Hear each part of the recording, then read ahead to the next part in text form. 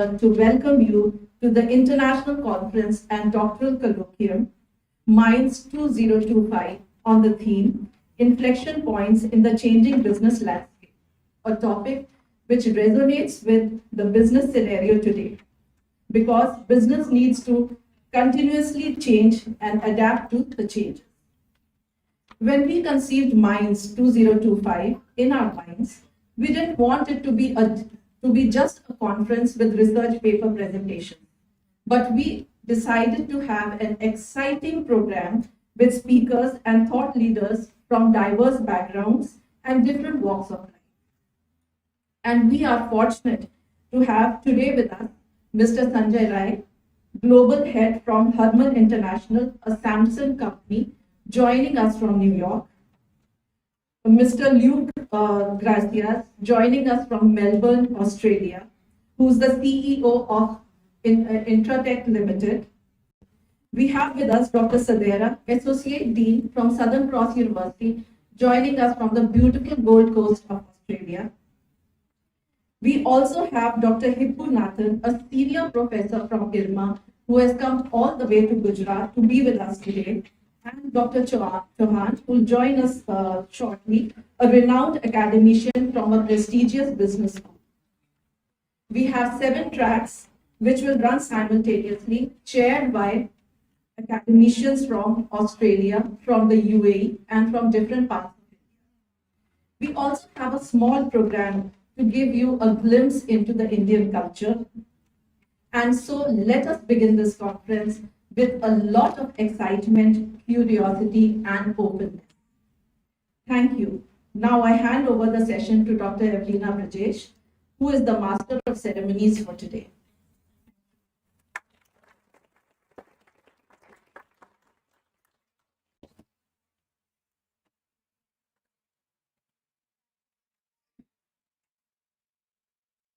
Thank you, Dr. Mona.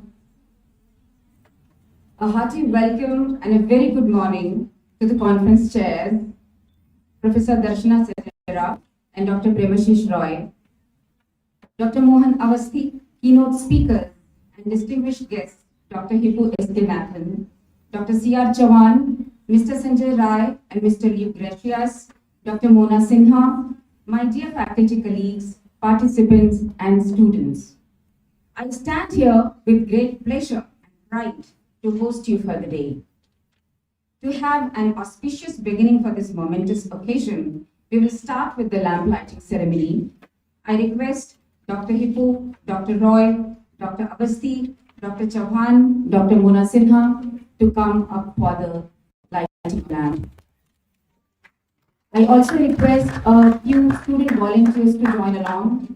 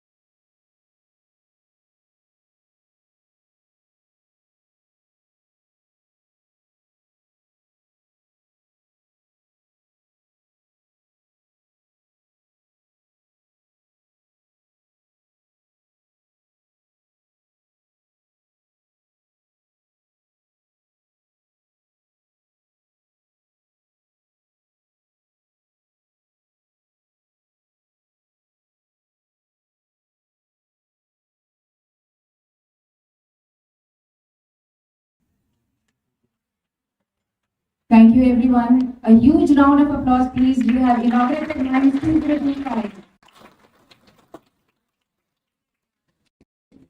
Now I invite Conference Chair Dr. Premashish Roy to deliver the welcome address. Please.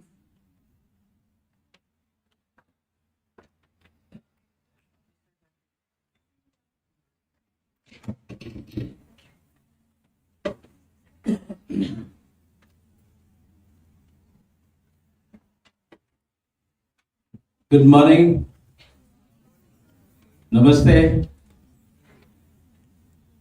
Dear distinguished guests, esteemed speakers, keynote speakers, scholars, researchers, faculty members, and students. Indeed, it is my distinct honor to welcome you all to the first edition of Minds 2025, the international conference in association with Southern Cross University, Australia. The theme of the conference, inflection points in the changing business landscape. We are sure that this conference would be a flagship event, which would be a landmark of gathering minds. And this conference would surely bring in add values to the global knowledge, body of knowledge. We are very delighted to have some unprecedented number of research paper,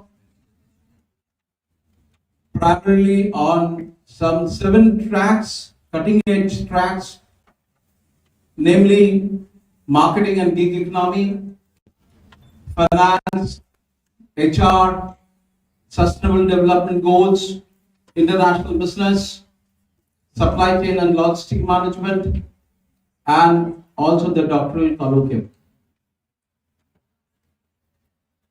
This overwhelming responses of papers itself tells or underscores the urgency and relevance of the conference theme.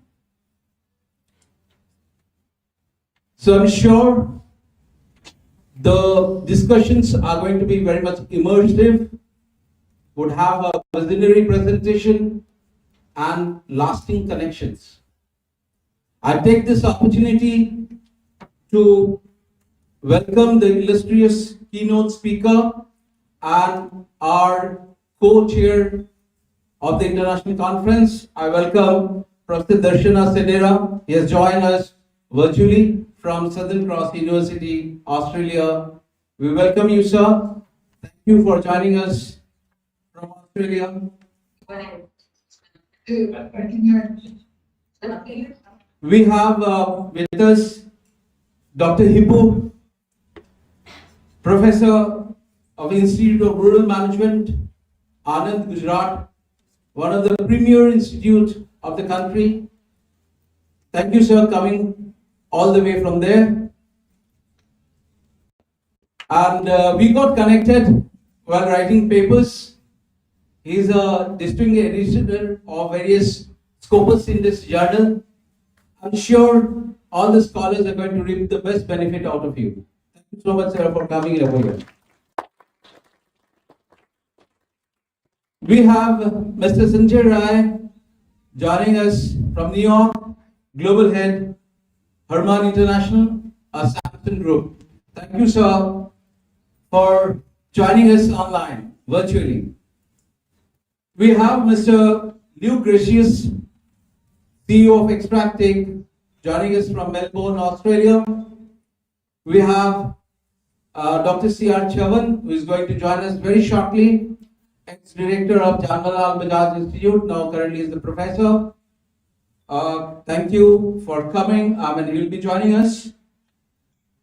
We are also gratefully acknowledge the track chairs.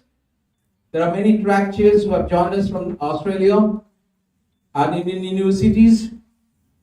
Track reporters, our in-house faculty members, research paper presenters, doctoral scholars, faculty members, and my dear students. Last but not least, we are here today because of our founder chancellor, Dr. Patan Rao Kadamji. Sahib, he was a person, he was a great visionary.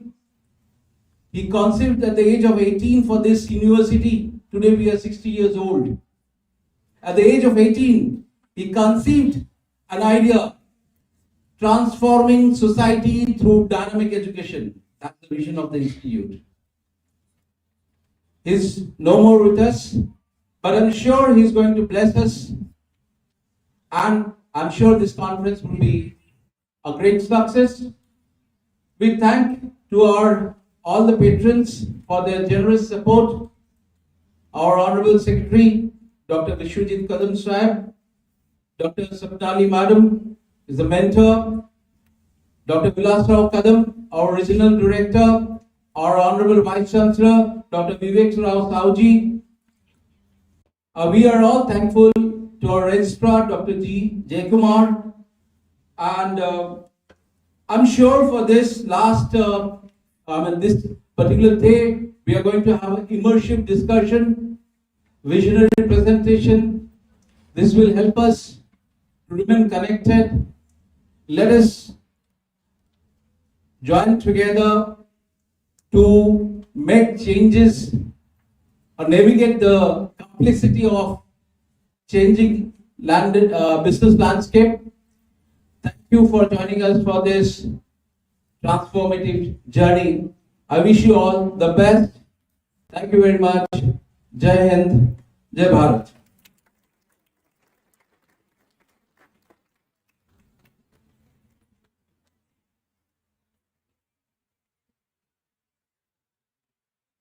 Thank you, Dr. Roy. I now invite Conference Chair Professor Darshana Sadera to deliver the welcome address, who is connected with us online. The stage is yours, sir. I hope you can hear me. It's an honor, great privilege for me to join virtually. Unfortunately, I won't be able to make it to your campus physically. I had the privilege again a couple of times to come to your campus.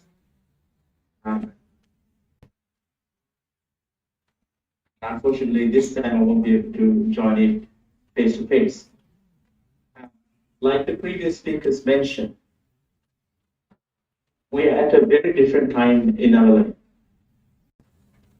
We have changes occurring all parts of the world in relation to the cultures, organizations, climate, individuals, the very social fabric that we have enjoyed for centuries or millennials. We have new generations coming to the workforce.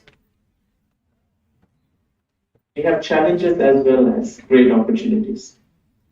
And within that context, I salute the Bharati Vidyapeeth for continuously engaging in this very dynamic dialogue in terms of how the modern business, how the modern management practices could change, could deliver the outcomes that the new generation is wanting, not just in relation to just simply the management practices, but also in relation to how these practices could evolve ourselves as well. So I thank Dr. Roy for giving us the opportunity for the Southern Cross University to be a cordial partner at your university.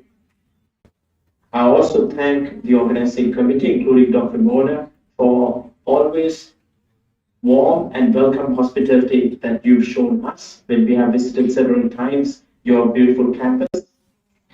And you must know that this is just the beginning for us, for our partnership with Southern Cross University and the Bharati Vidyapeeth, for us to engage in this very complex, very dynamic, at the same time very interesting journey. So those who are sitting at the back, those who have are joining Bharatiya Vidyapeeth to get into this journey, the students and the academics at Bharatiya Vidyapeeth. We have a long way to go, but we will take small steps together. Once again, thank you very much, and I hope to see you all at the keynote address soon.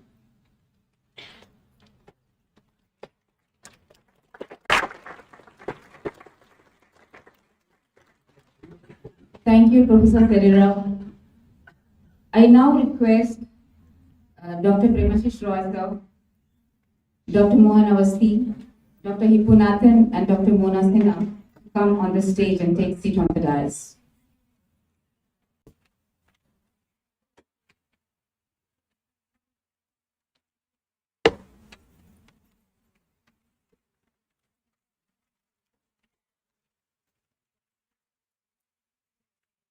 We will start with the felicitation now.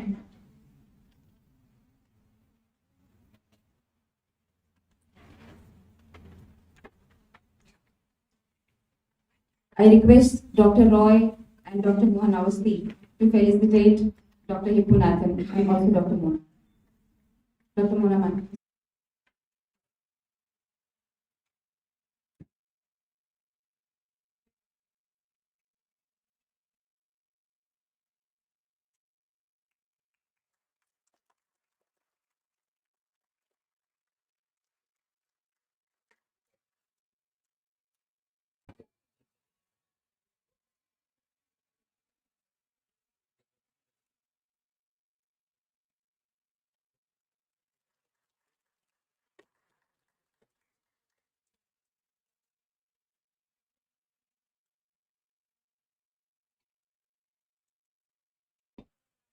Now it's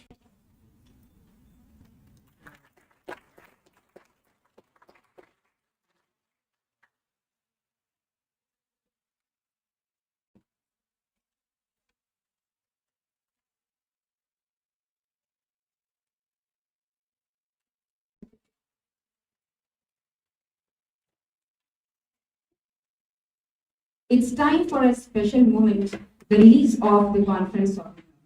I request Dr. Roy, Dr. Avasthi, Dr. Mona Sinha, and Dr. Hippu to do the honors.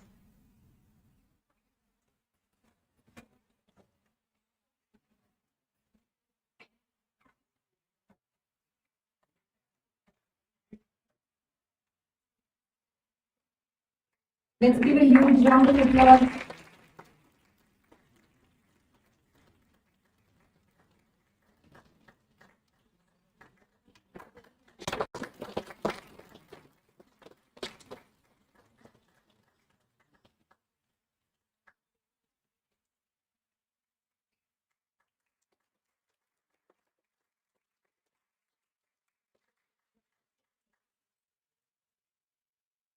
Thank you, everyone. Now I request all of you to take seat in the front row to enjoy the cultural program.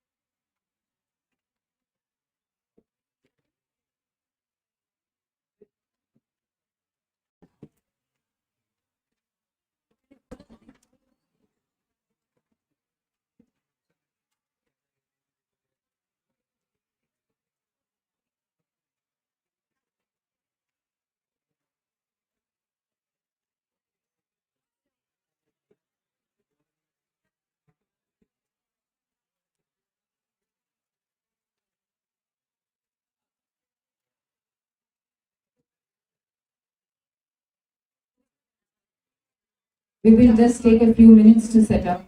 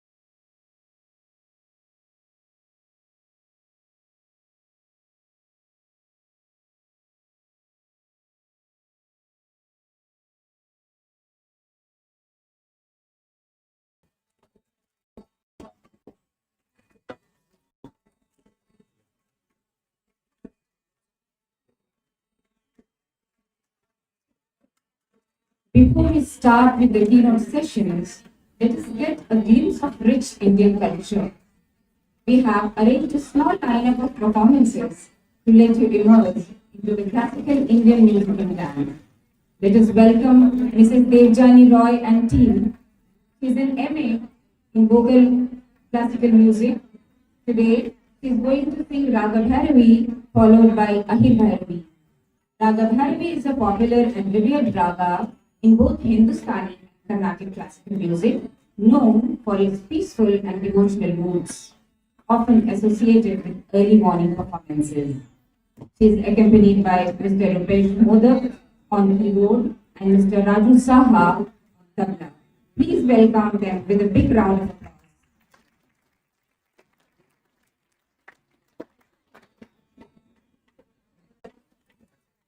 applause.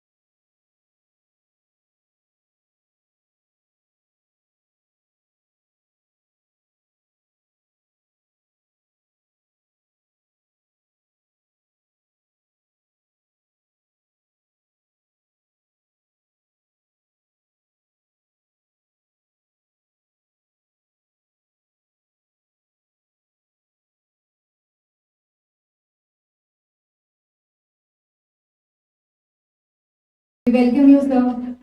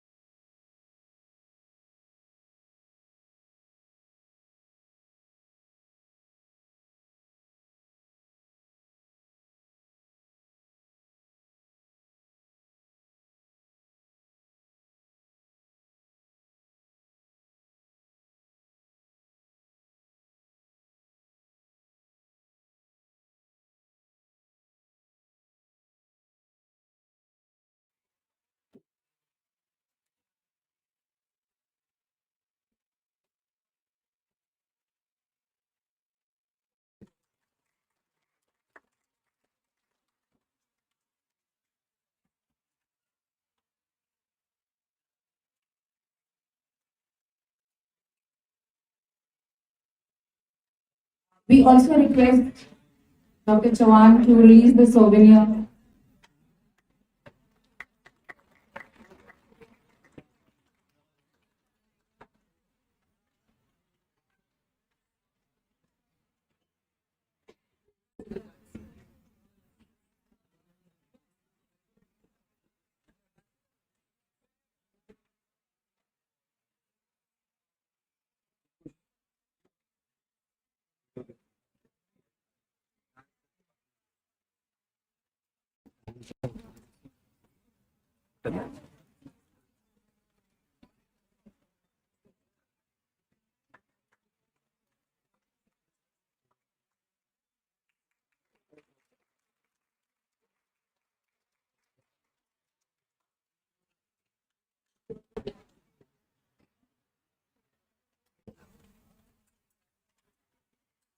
Thank you, everyone.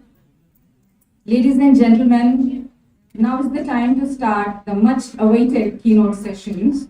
Our first keynote speaker is Professor Darshana Sedera.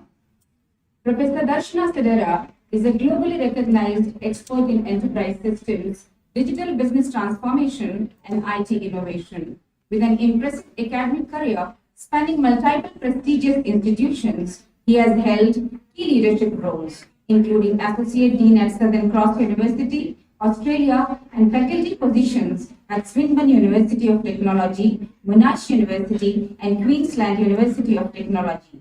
As the director of the Enterprise Systems Research Group, he has led groundbreaking research in ERP adoption, business process optimization, and IT-enabled organizational change.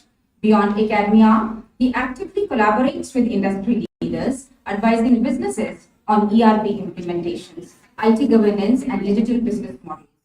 As the chair of the Special Interest Group for Enterprise Systems, he fosters collaboration between scholars and industry professionals to advance research in enterprise technology. The stage is all yours, Professor Sedera. Thank you very much for the kind introduction. Hope you can see my screen, the slides on it.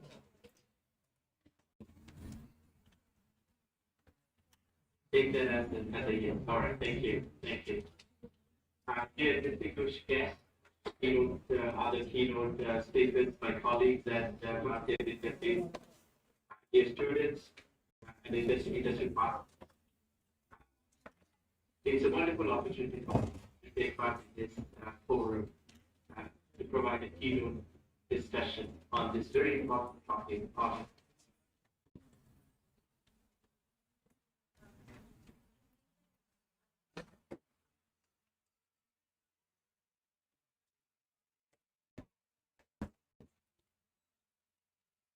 so in this business landscape today. For some strange reason, I can hear myself in the audience, but that should be fine. I think if one would be able to mute the mic on your side, that would be excellent.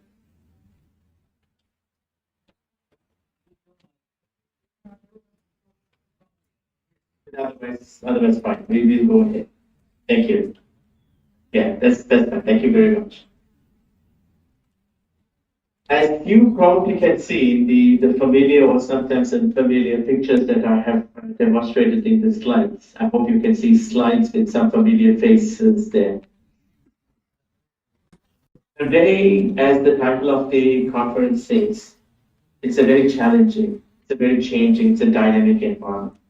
For the students who are taking part in this forum, this research discussion, this conference, we call this world a VUCA, a world that is volatile, a world that is uncertain, filled with uncertainties, a world that is chaotic, and a world that is anxious.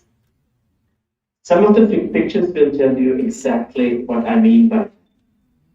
Just yesterday, one of the top world leaders of the democratic nations imposed tariffs that are unseen, unheard of in the modern history of politics. And you would have seen the ripple effects that it would have already created in our societies and also in the economic worlds. And they go far beyond of the economic modalities that we have observed. When you look at the changes that have been brought forward by COVID and the global pandemic, and not just in terms of the medical, but also in terms of how we distributed a few 100 billion vaccines in a matter of few months, you would have seen all of these, all of these discussions had taken place during that backdrop. My home city, a couple of weeks ago, endured a massive cyclone. And these cyclones, earthquakes that are taking place or that have taken place in the neighboring countries to yours right now, they become part of the daily vocabulary of the modern world. In other words, the wrap of the climate change. On the other hand, it's almost like forgotten that we have few, probably larger than World War II, few wars in combination, creating massive chaos. Not just into the neighboring, not just into the conflict zones, but penetrate far beyond its original realms.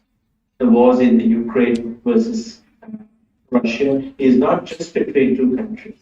There have been two ideologies that go far beyond the mere fight between borders. The conflicts that are taking place in the Gulf go far beyond the two neighboring countries who are fighting with them. And they all have economic, social, cultural impacts way beyond it. In this world of chaos, in this world of uncertainty, in this world of complete dynamism that we are facing, digital technologies have provided some kind of resolute mechanism to face these uncertainties. If you look at some of the new technologies emerging, it has given organizations and individuals an opportunity to withstand some of these pressures. When Ukraine, as one of the largest grain producers in the world, when some of the supply chain lines were withheld by the other parties, what you saw was supply chain optimizations, supply chain network plannings took immense effort to minimize what would have been a catastrophic impact on, especially on the poor countries of the world, especially the African nations. Because everyone expected that there would be a huge hunger as a result of not having enough grain distributed in a manner that is efficient. But no, the technology stood by that test, managed to distribute, managed to optimize the supply chains to avoid even catastrophes. On the other hand, if you look at the catastrophes that have faced the world, like COVID-19, somehow the humanity withstood, and largely due to the presence of digital technologies. The distribution there is another example. In a similar way, you would have seen distribution of vaccines to every part of the world to minimize the impact that we would have otherwise felt. And no doubt, it was a large, huge impact on the humankind. In a similar manner, today we managed to monitor where the cyclones will be hit, and unfortunately, in some cases, it is too late. But however, we are making progress in this way.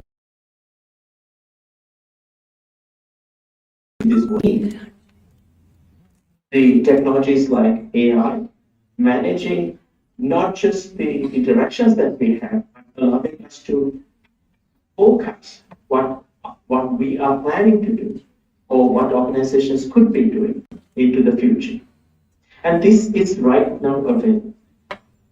There was a time, not long ago, some of these technologies of demand network planning, supply network planning, artificial intelligence, cloud computing was only reserved for the richest of the richest companies in the world. Only the Fortune 1000 had access to enterprise systems. Only the Fortune 1000 could get access to a decent AI engine. Right now, in your mobile phone, you have access to much of these technologies, and let alone what the companies could have.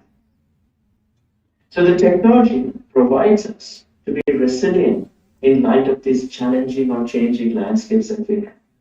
The management principles themselves have changed. Therefore, there was a time that when we talked about competition, we talked about defeating the competition rather than cooperating with the competitor to create new business models.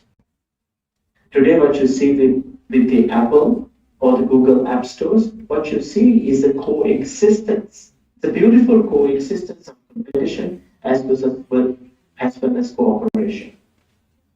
The world that you're waking up tomorrow to, especially to the students, what you see is a world that is not simply on binaries of competition or cooperation, a world that is much more mixed with nuances. And these nuances will be challenged always as a result of the political, economic, social unrest that are permanently visible in our societies today. You would also see a picture of a famous TV series, Adolescence. In spite of this technology having a great grander effect on everyone in the society, while it is giving huge amount of prominence, huge amount of opportunities to all of us, it's creating some chaos within us. The technology itself is creating a bit of chaos in us too. Some of the studies that we ourselves have done about using the technology, we've identified how lonely the new generation is, despite having thousands and thousands of friends or so-called friends in your phone or in your mobile app. Today, the new generation, one of the biggest problems that they face is the loneliness. Again, in spite of having this immensely connected network around you, what you feel inside you is that loneliness. There are other problems associated with this too. In one of the top research papers that we published in 2024, last year, we introduced the notion of what we call digital hoarding. It's a notion based on how difficult it becomes after a period of time to manage our digital assets on our own. And what I mean by digital assets are the assets that we have in terms of our pictures, our videos, our documentations, all completely taking place in our digital platforms. In our sample, we observed that while the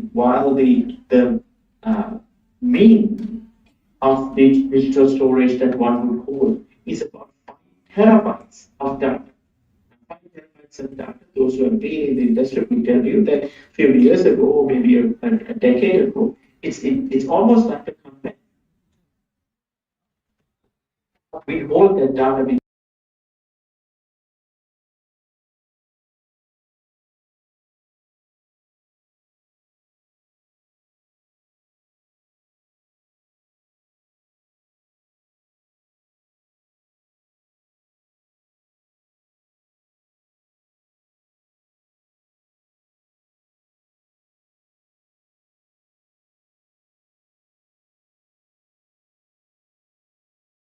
The privacy of it. And there's a beautiful paper that we have created based on through research how this digital hoarding creates this impact on the individual. Related to the negative part of the technology, we also have studied how the notion of bullying takes place, and especially cyberbullying takes place amongst adolescents. And this is one of the top concerns in the Western world. And what you will see is that not just in terms of how this takes place, but also how to prevent this and how technology platforms, even on gaming, even on social media, fail to protect the younger generation from the massive threat that occurs as a result of this. So yes, the technology offers a spectrum or a wealth of opportunities for us to deal with the challenges, but the technology itself creates its challenges as well. What you will see in the next slide that I have created is that kind of a technology map to where we are right now.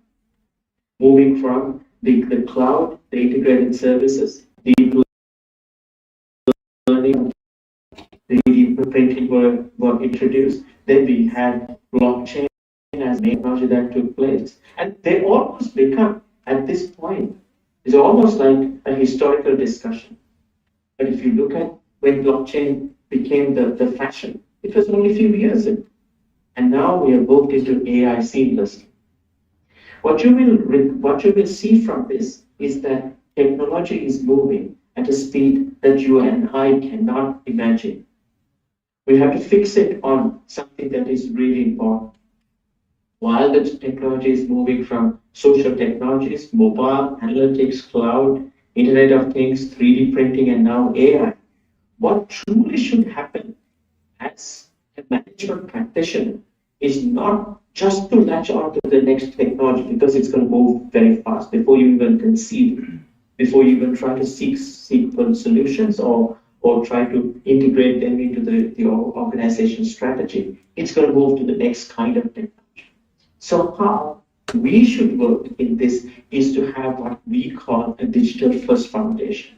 And if you're taking something from this keynote, one thing that I'd like you to take, and especially for students, is to take this digital first approach.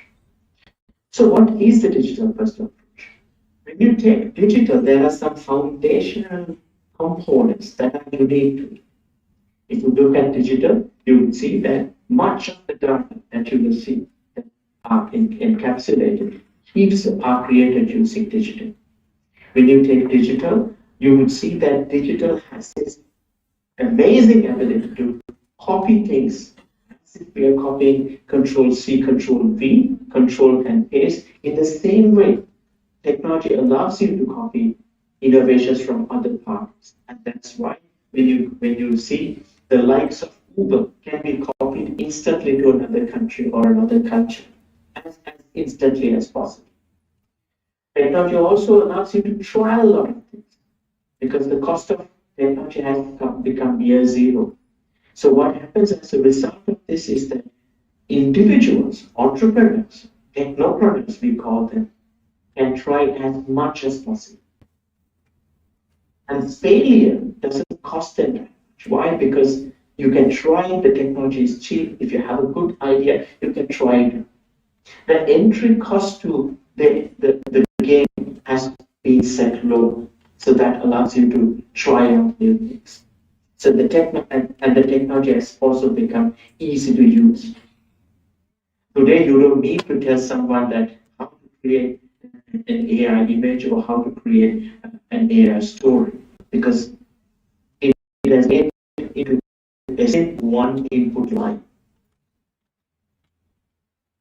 At the same time, you must know that if you're a student, the one who are sitting next to you also have the same kind of opportunities.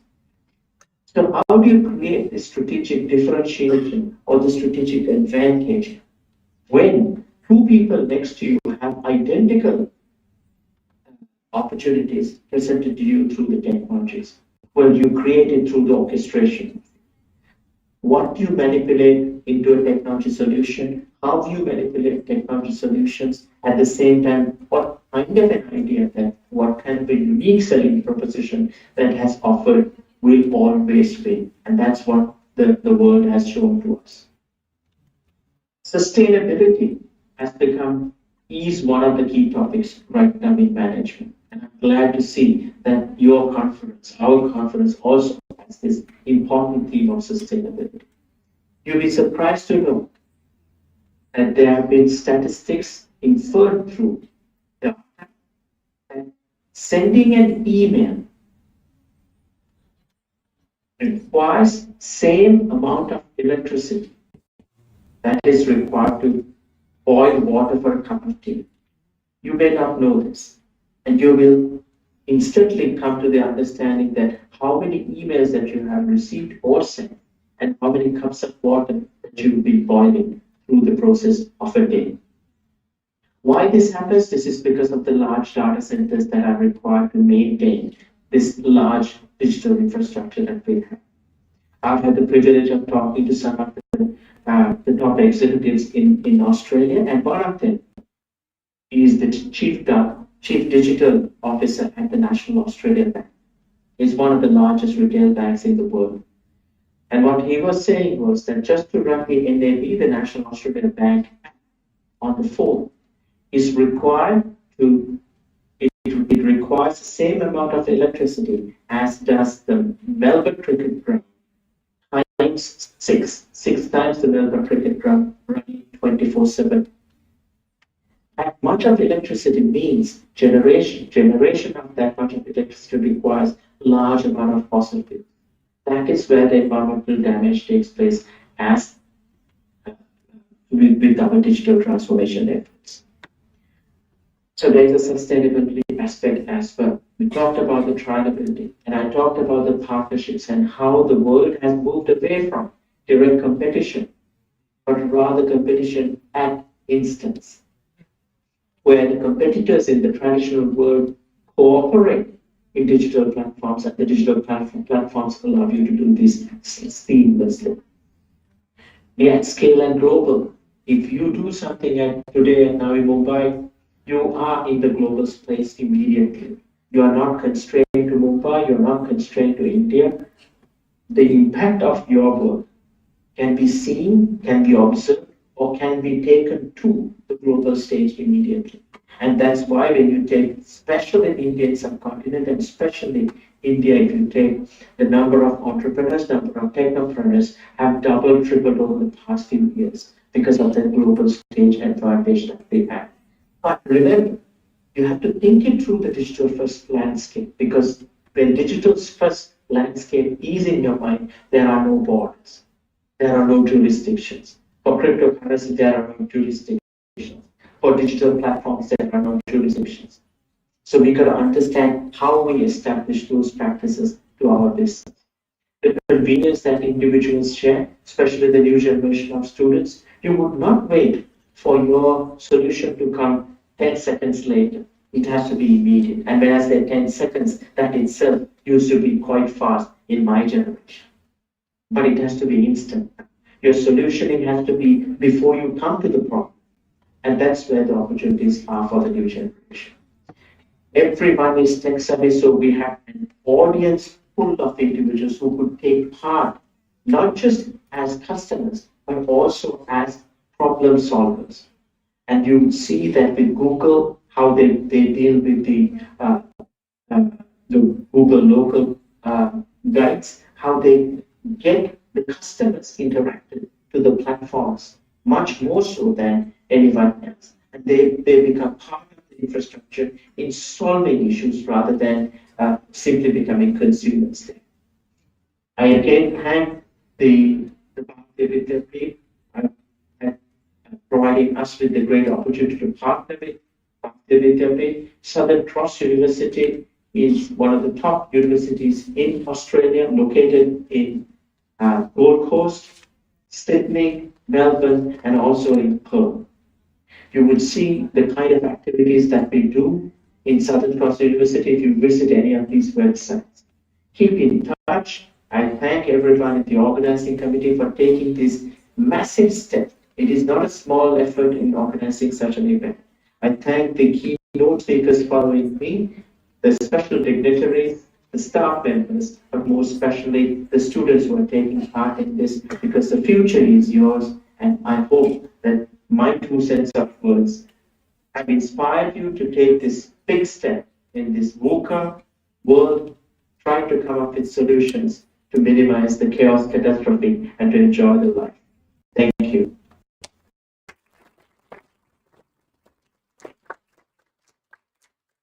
Thank you, Professor Federer. It was actually interesting to listen to you.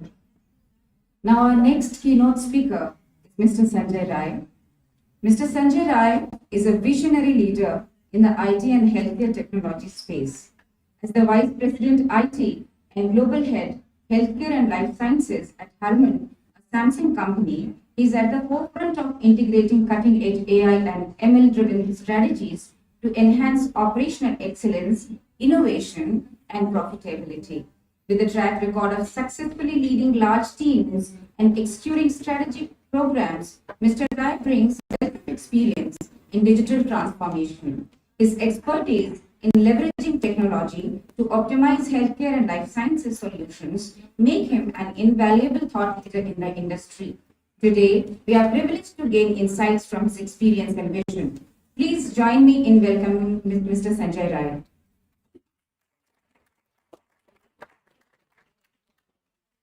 Thank you so much. There's an echo in the voice. If you can mute the speaker there. Yeah, that's better. So thank you. Good morning, good afternoon, and good evening to the faculty of Bharati Vidyapeeth, my fellow keynote speakers and students.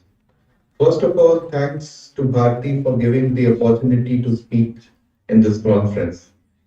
Let me start with a short introduction about myself. I'm Sanjay Rai, currently working with Herman International as the head of healthcare and life sciences business. I've been in the high-tech industry for more than 25 years and have witnessed many technological shifts and its associated hype cycles. It's a pleasure to be here today and speak about a topic that's shaping the future of business, technology, and society as a whole. The topic is impact of emerging technologies like artificial intelligence, machine learning, generative AI, and agentic AI on various industries. In today's session, I will share my individual perspective on this topic, not influenced by any media, journals, or literature. So, let me start with a brief understanding. Let's start with the brief understanding of the technologies. So here we talk about AI, ML, generative AI, and the most recent agentic AI. So let's start with what is artificial intelligence and machine learning. So it refers to the computer system that can perform tasks that typically require human intelligence, such as problem solving, reasoning, decision making. ML is a subset of AI that enables systems to learn from data and improve their performance without explicit programming. AI ML, you can consider AI ML as the next step to automation. Automation is rule based, and AI ML takes decision with some programming and data. Example, the chatbot. We all have used chatbots, in our lives. We have interacted with chatbots. They have some level of intelligence provided by either programming or learning from the data. AI is your typical like Insta feed that keep popping the content based on your interest. AI has been there for many years now. So let's move to the more recent ones, that is generative AI. So generative AI is the subset of AI that is focused on generating new content, such as text, images, videos, and code by learning from various data sets like GPT. We all have used ChatGPT, that is generative AI. The content that is present is not necessarily residing anywhere. It is generated on the fly. Based on what you need. The machine creates the content that you need. Now the future is moving towards something called the agentic AI. Agentic AI is more advanced form of AI that not only generates the content, but also takes actions, plans, and executes tasks autonomously with minimum human intervention. Agentic AI systems can make complex decisions, interact with other systems, and continuously refine their own. We all have seen the past that is AI and the current that is generative AI. Now let's talk about the future that is agentic AI. Let's dive a bit into it and take some examples from various industries. I have taken some examples that are fairly generic and which all of us can understand. So let's take an example of planning a business trip. So imagine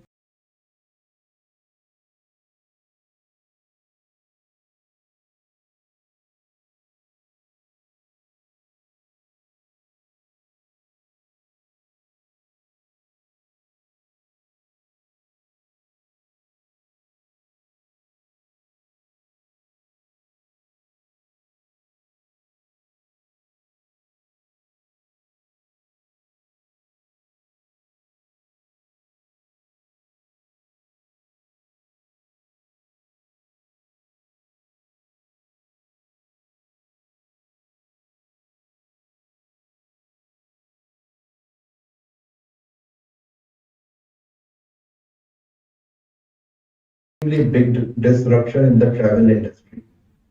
At least you would have needed one person dedicating 1 or 2 days sorting all of this. Now it can be done in a few minutes. Let's take another example of agentic AI across other industries. Like in healthcare, the space from which I come, AI is a virtual doctor. Imagine a patient feeling unwell. A regular AI chatbot bot can suggest possible conditions, but the agentic AI powered healthcare assistant can first analyze symptoms and check history, book a doctor's appointment or other lab test automatically, process insurance approvals without human intervention, schedule a medication delivery if prescribed. Similar, there are so many use cases. There are so many use cases across all industries. Like in the financial services, your agentic AI can work as a automated wealth manager, where it takes it suggests a traditional AI will suggest the stock picks, but agentic AI will monitor the market 24/7 and rebalance the portfolio automatically, execute trades based on the real time risk factor. It can be everything, picking up your stocks, where your investments needs to go, based on the market conditions, it will take a call, it will do everything automatically. Same thing, when we talk about the talent acquisition, the HR, when we talk about the supply chain manager, the retail and e-commerce, there are thousands and thousands of use cases which, where AI can be implemented.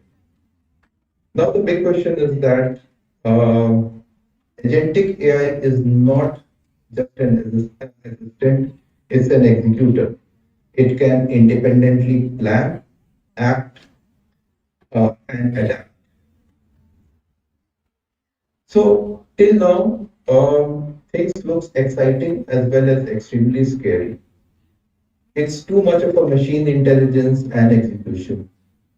Where will the humans go if the machines will do all of it?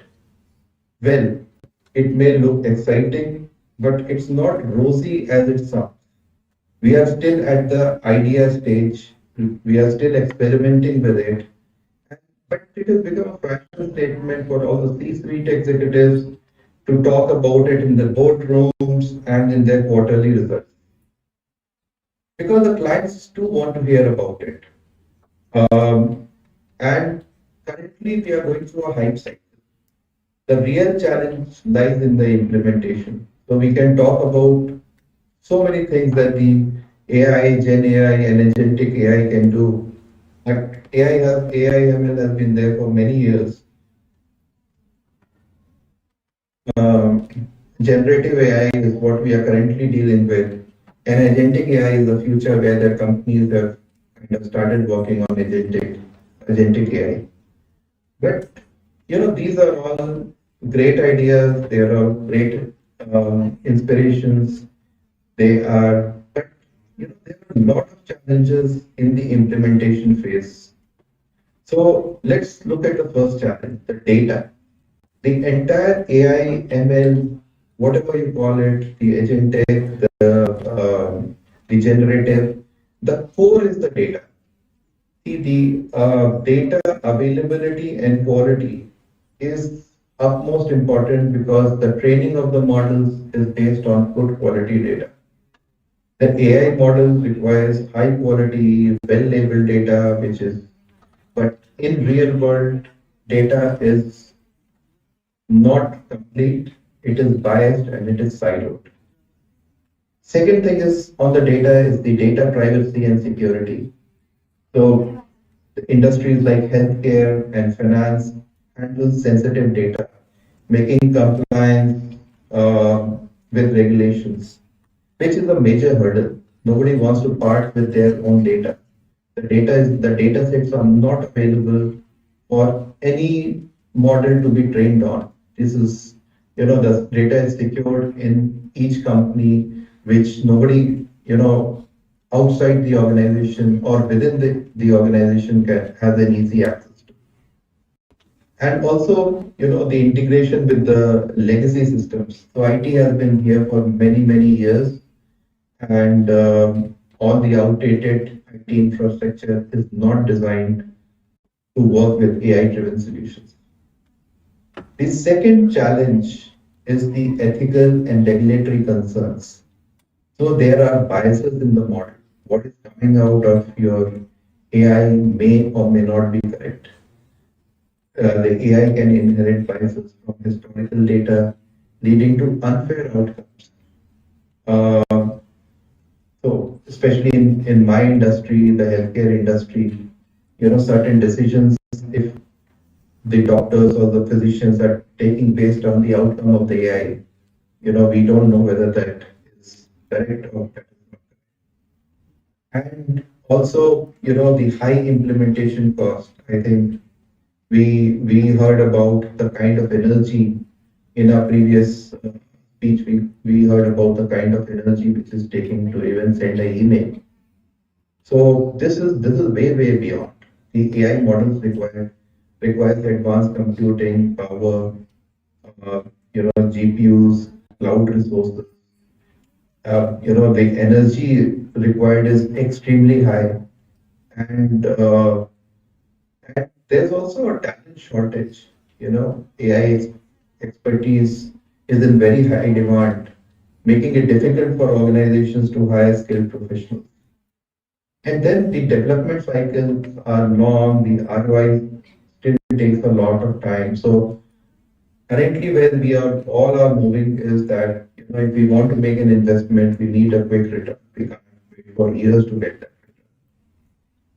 And definitely, there are other challenges like resistance for AI adoption. There's a workforce displacement fears, employee AI will replace agents in adoption. There's a cultural resistance. And also, there's a lack of AI literacy amongst executives. One of the important challenge is the security and the cyber risk. So AI models are vulnerable. They can be manipulated through, attacks and leading to security risk. We all are aware of the deep fakes and the misinformation which, the AI can generate.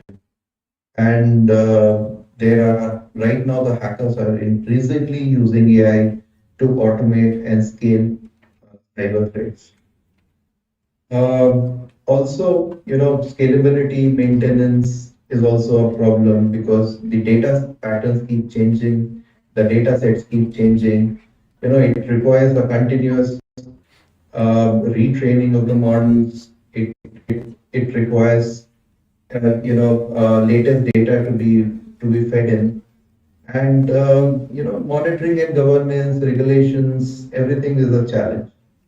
So the conclusion is that AI adoption requires a very strategic approach. AI implementation isn't just a technical challenge. It requires a robust data governance, ethical oversight, workforce alignment, and continuous adaptation. So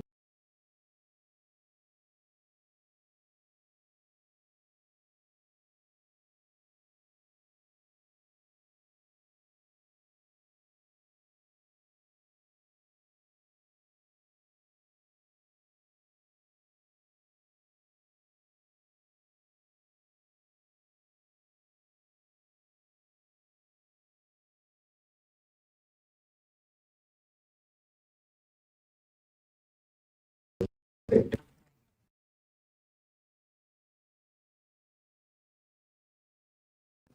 The answer is no. AI is here, but not at the scale at which we think it's going to be. The way it is portrayed in the media is that everything will be done by AI and humans will be redundant. This is an absolutely a very big myth. AI is just a glorified automation. It needs clean data, regulations, infrastructure, and last but not the least, humans to make it successful. Not everything is in order right now. It will take time. Nothing is happening tomorrow. It will take years. The second thing is, will the humans be redundant and machines will take over? Again, the answer is no. And this one is more for the students here because many of us think about that all the jobs will be lost and everything will be taken over by the AI. So again, this is again a big myth. Let's take a step back here and analyze how things have evolved. So the industrial revolution was a big shift when the machines started doing the job of the humans. It did not trigger redundancy. The world became more efficient, the humans learned to operate the machines.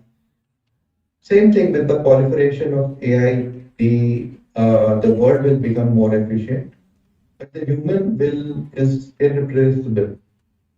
I conclude by saying that we will be a part of this journey, skill ourselves in AI, leverage AI to become more efficient, but the human will always be in the loop and can never be replaced. The skill set needed keeps changing as the world progresses, and we just need to align ourselves with this change. So, with this note, I leave this thought with you. It is important for all of us to become more efficient, make the world more efficient.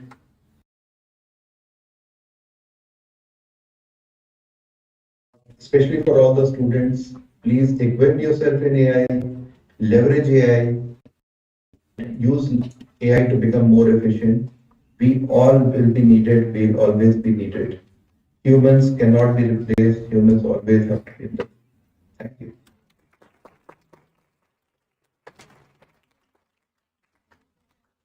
Thank you, Mr. Sanjay Rai, for your insightful discussion on challenges and myths related to the use of AI. It was really insightful.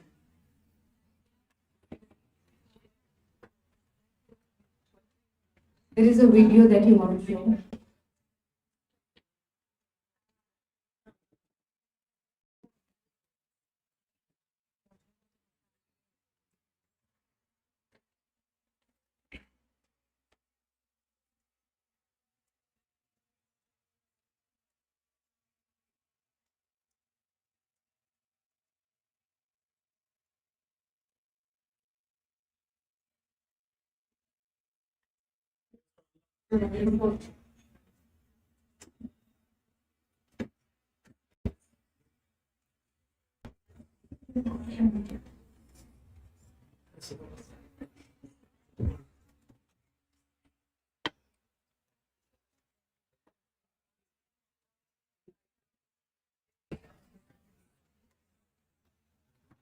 Wow, that was nice.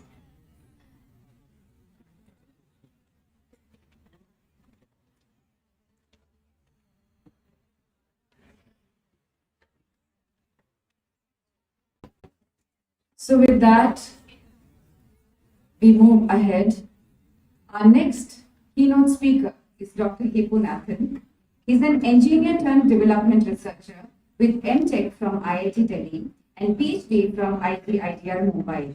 Currently, he works as a professor at IRMA, Gujarat.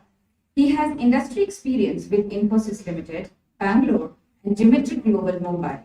Dr. Hippo was the Subir Chaudhary Fellow at the London School of Economics in 2017.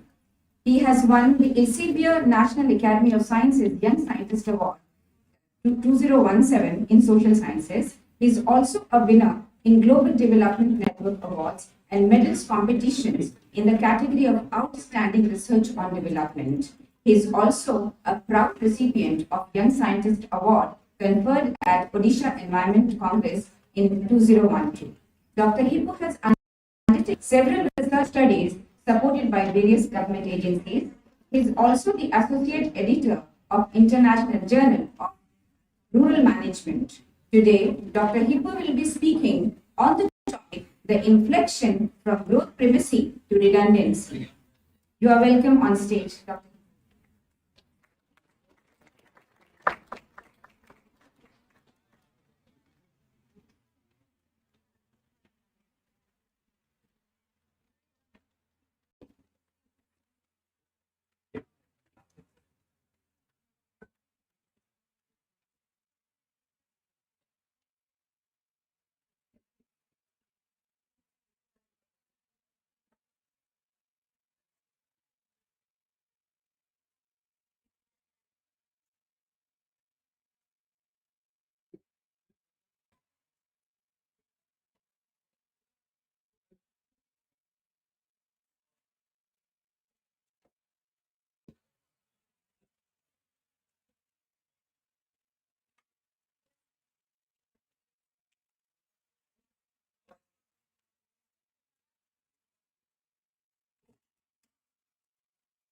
Okay, so thank you very much. Thank you, Mr. Premises. Thank you, Bharat Vidyapit, and thank you, Dr. Rina, for this warm welcome. And so this is something our association with Professor Premises, as you were mentioning. It was during when I was guest editing a special edition for Journal of Indian Business. And in fact, we were doing something relating to this same topic, which is the inflection point. We were trying to look at how the business research in the country as well as in the world needs to go through a transition. So that was basically more from a normative.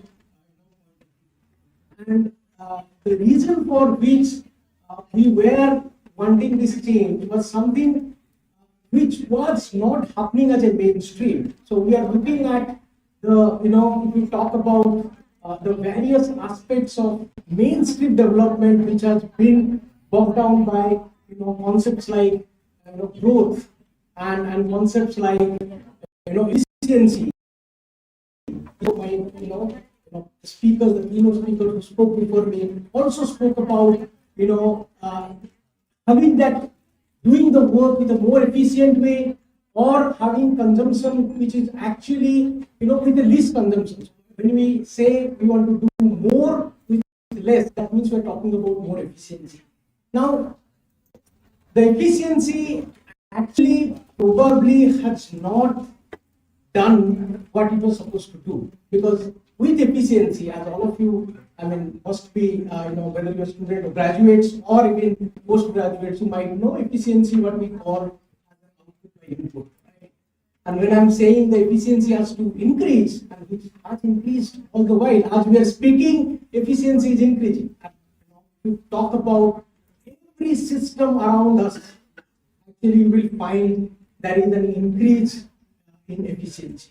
So whether, if I work in the energy sector, the process through which the mining of the coal happens, the process through which the mined coal gets transported, the process through which the coal gets utilized in a power plant for generation of electricity, the process through which the electricity transmitted on the way to basically reach to our doorstep, the process through which we use electricity in our devices, which all of us are holding, or even the lighting, which is lighting to this, this beautiful hall. So every such processes, there has been a remarkable improvement in efficiency. If you talk about the lighting, few years ago we are using incandescent bulb. The kind of illuminance we used to get with a 100-watt bulb, the same illuminance we are getting in a 5-watt maybe LED, isn't it? So that means it is a 20 times efficiency improvement. So what would have expected out of this efficiency improvement? Would have expected that efficiency improvement must have, parallel gone with reduction in the input, isn't it? So if efficiency is output by input, for the same output, we will have to use less input, but if you see the input consumption is also on the right. So I will in this brief,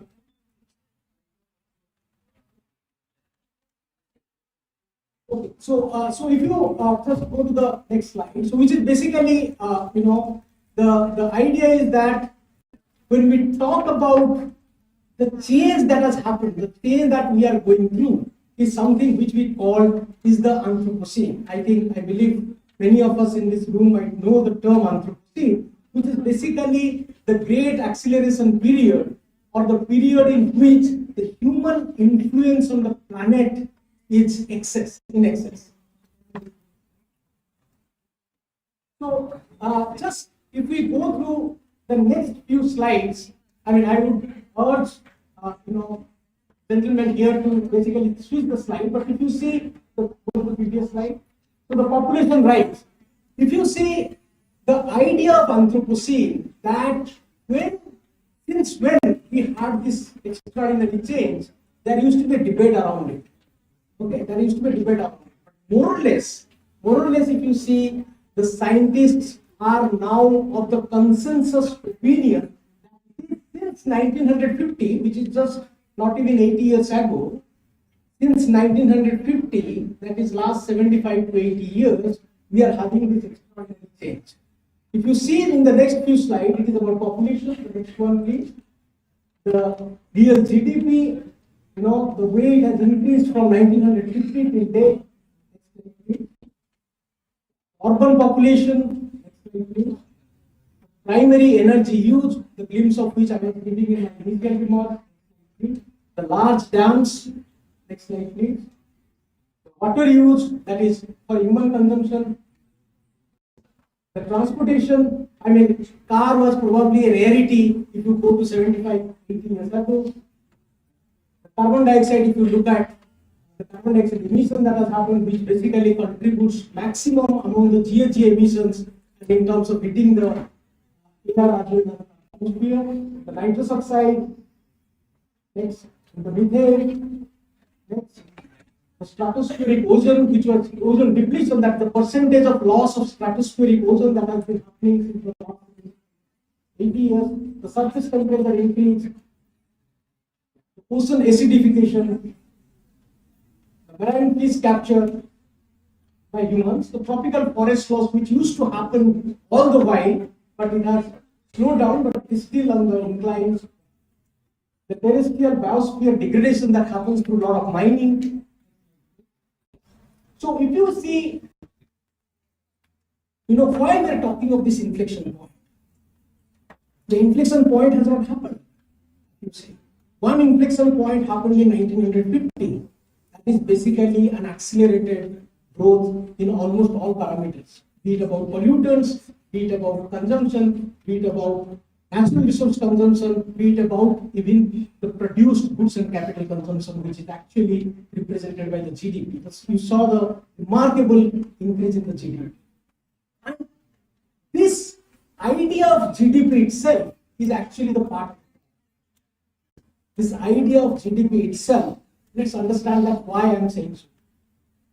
So if you, all of us, those of us are from the student of economics or otherwise, even if you are studying GDP now in school, GDP is a good macroeconomic measure in terms of measuring the goods and services, but it has huge limitations because GDP doesn't distinguish between the goods and the bads. In the sense, if, for example, pollution will happen, GDP actually will go up because of the polluting activity and go up because of the abatement of the pollution that happens. GDP goes up if divorces happens in the society because there will be less of economic scale, two people started staying separately, consumption increases, divorce lawyer get appointed, and that actually gets a traction to the economy. GDP increases if there are crime. GDP increases if there are natural disasters. So GDP increases obviously when the natural capital are extracted or the mine and then you make produced capital. There is no reduction or kind of calculation in terms of the loss of natural capital, isn't it? So if you see, next slide, please. So next, please. So if you see the point I was mentioning, that our drive towards technology, which my two keynote speakers who spoke before me also gave a lot of emphasis on the technology side. Our drive towards technology is actually, so technology is doing its job. The technocrats, the natural scientists, the physicists, the engineers, they are actually doing this job of increasing the efficiency. I mean, in this graph, if you see what we call as energy intensity, so if you are saying the energy intensity on the y-axis, energy intensity is basically the inverse of efficiency, which basically says how much energy you need per unit GDP or unit economy or unit output. So as you could see, the energy intensity is on the decline. The energy intensity is on the decline globally. If you go after country, if you see in the case of India also, if you say in the case of China also, this is the graph for US. And also if you check globally, the energy intensity is on the decline. In other words, the energy efficiency is on the rise. I explained you how it is on the rise even we are speaking. So what you have expected from the energy efficiency improvement?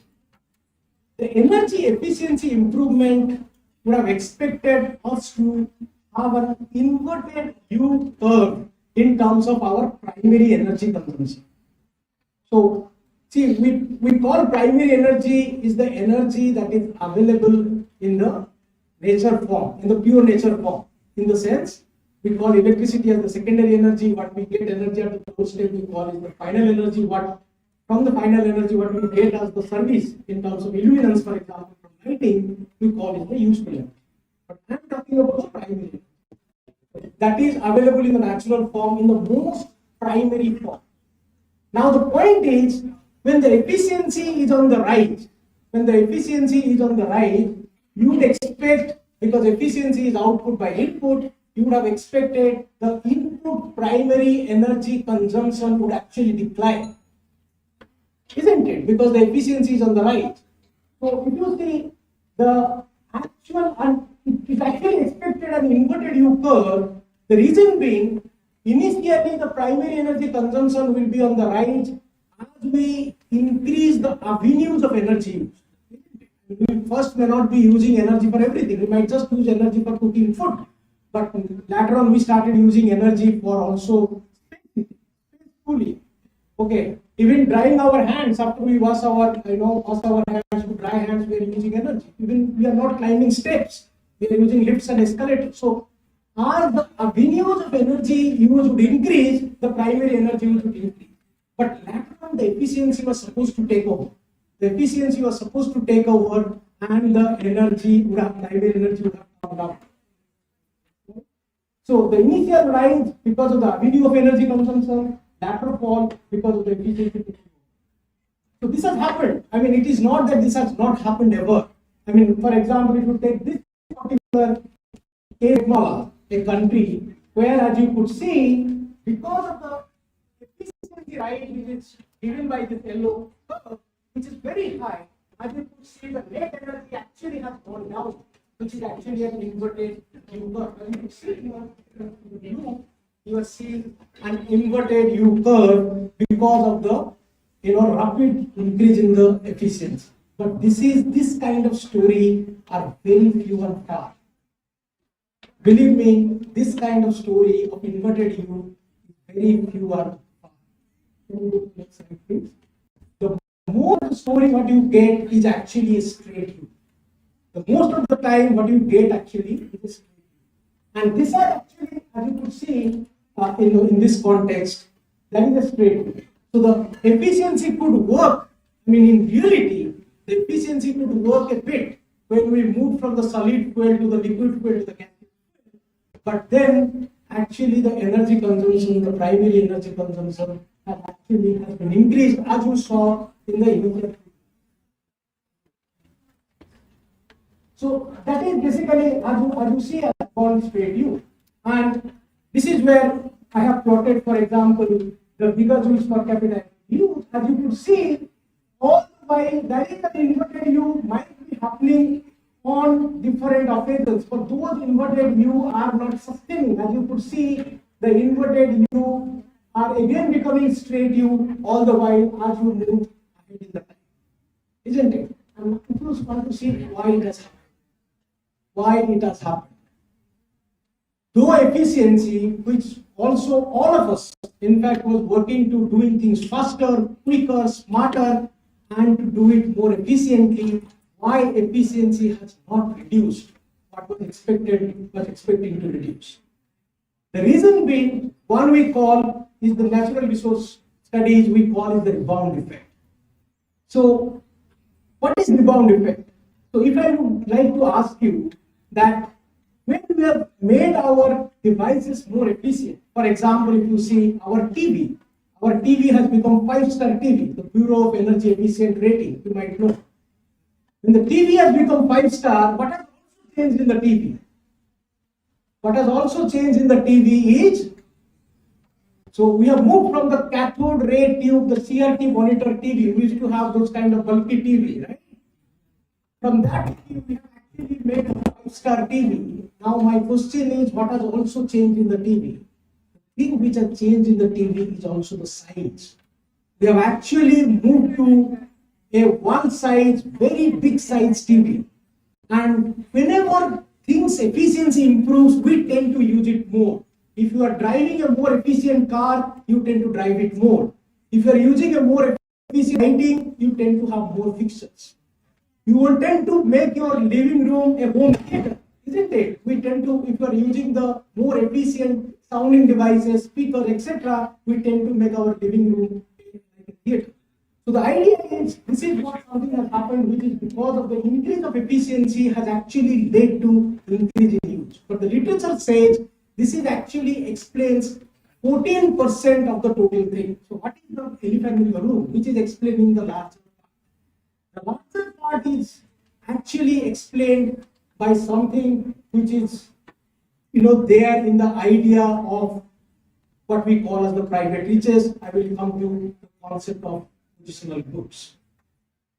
So what is that? So I will take a step back, and if you try to understand the economy, see, when we had less population, like for talk about even the context of India, at the time of independence, we had how much population?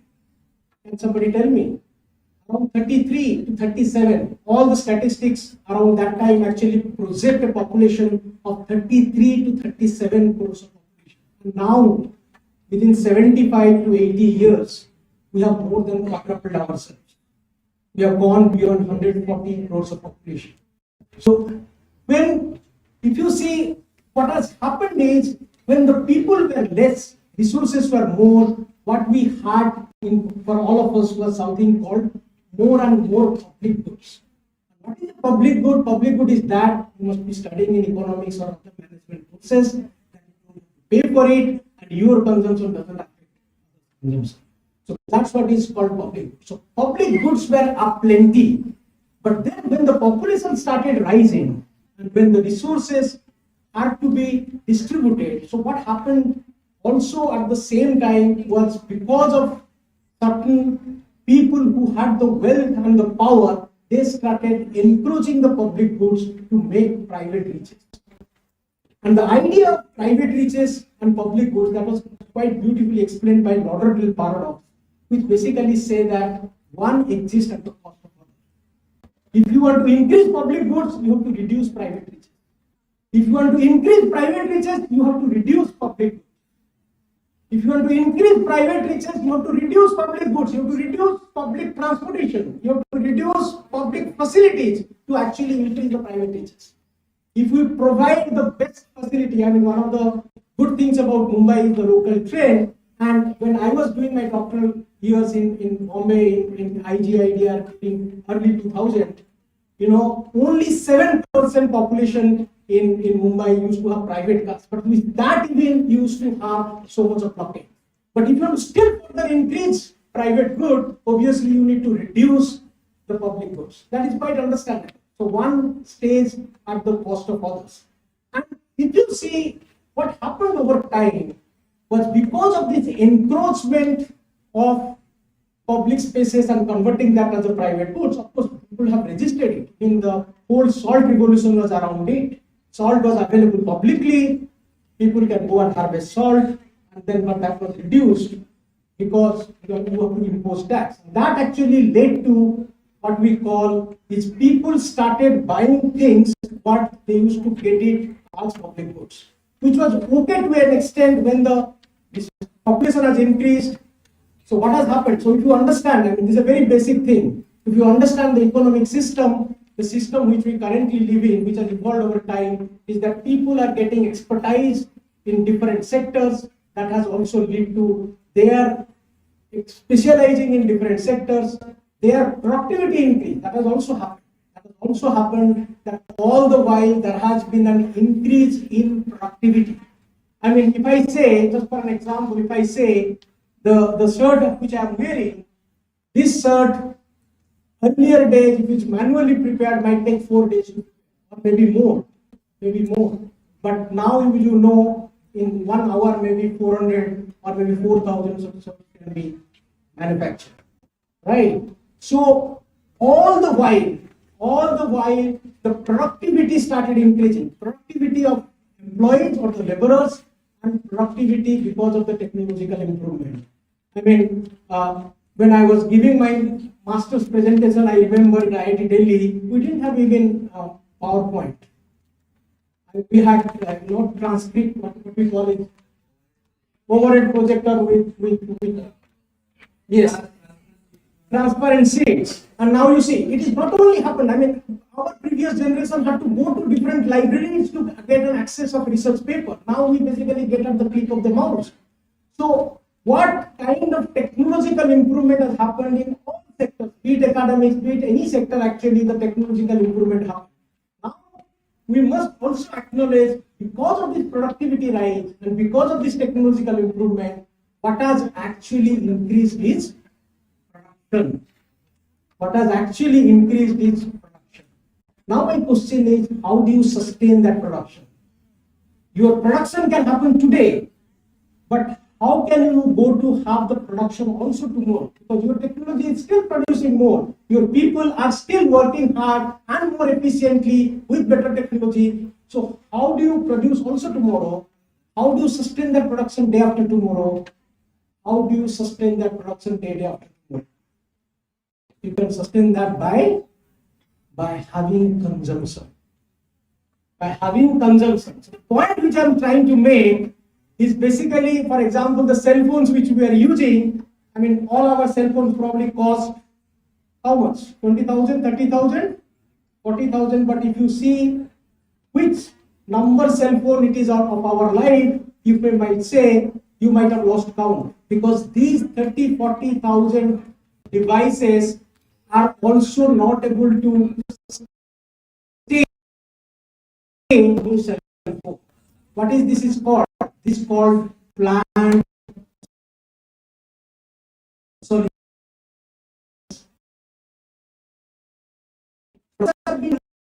Number that sustain, therefore you will not find a way, you will always be advised, and this should be facilitated, that you should consume more.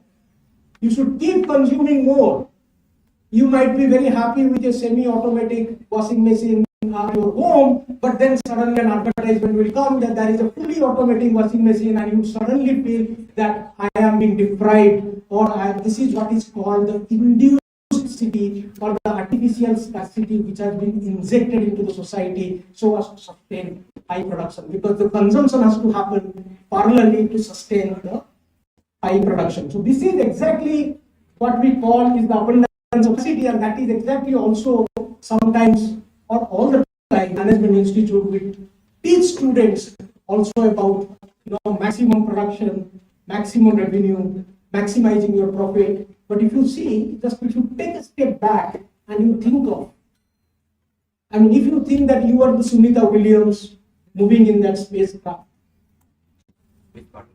the kind of resources which you have to use inside the spacecraft, whatever you might use, you might want to use a tissue paper, you might want to use, how much resource you would use inside a spacecraft? Use the least. you tend to actually use minimized way.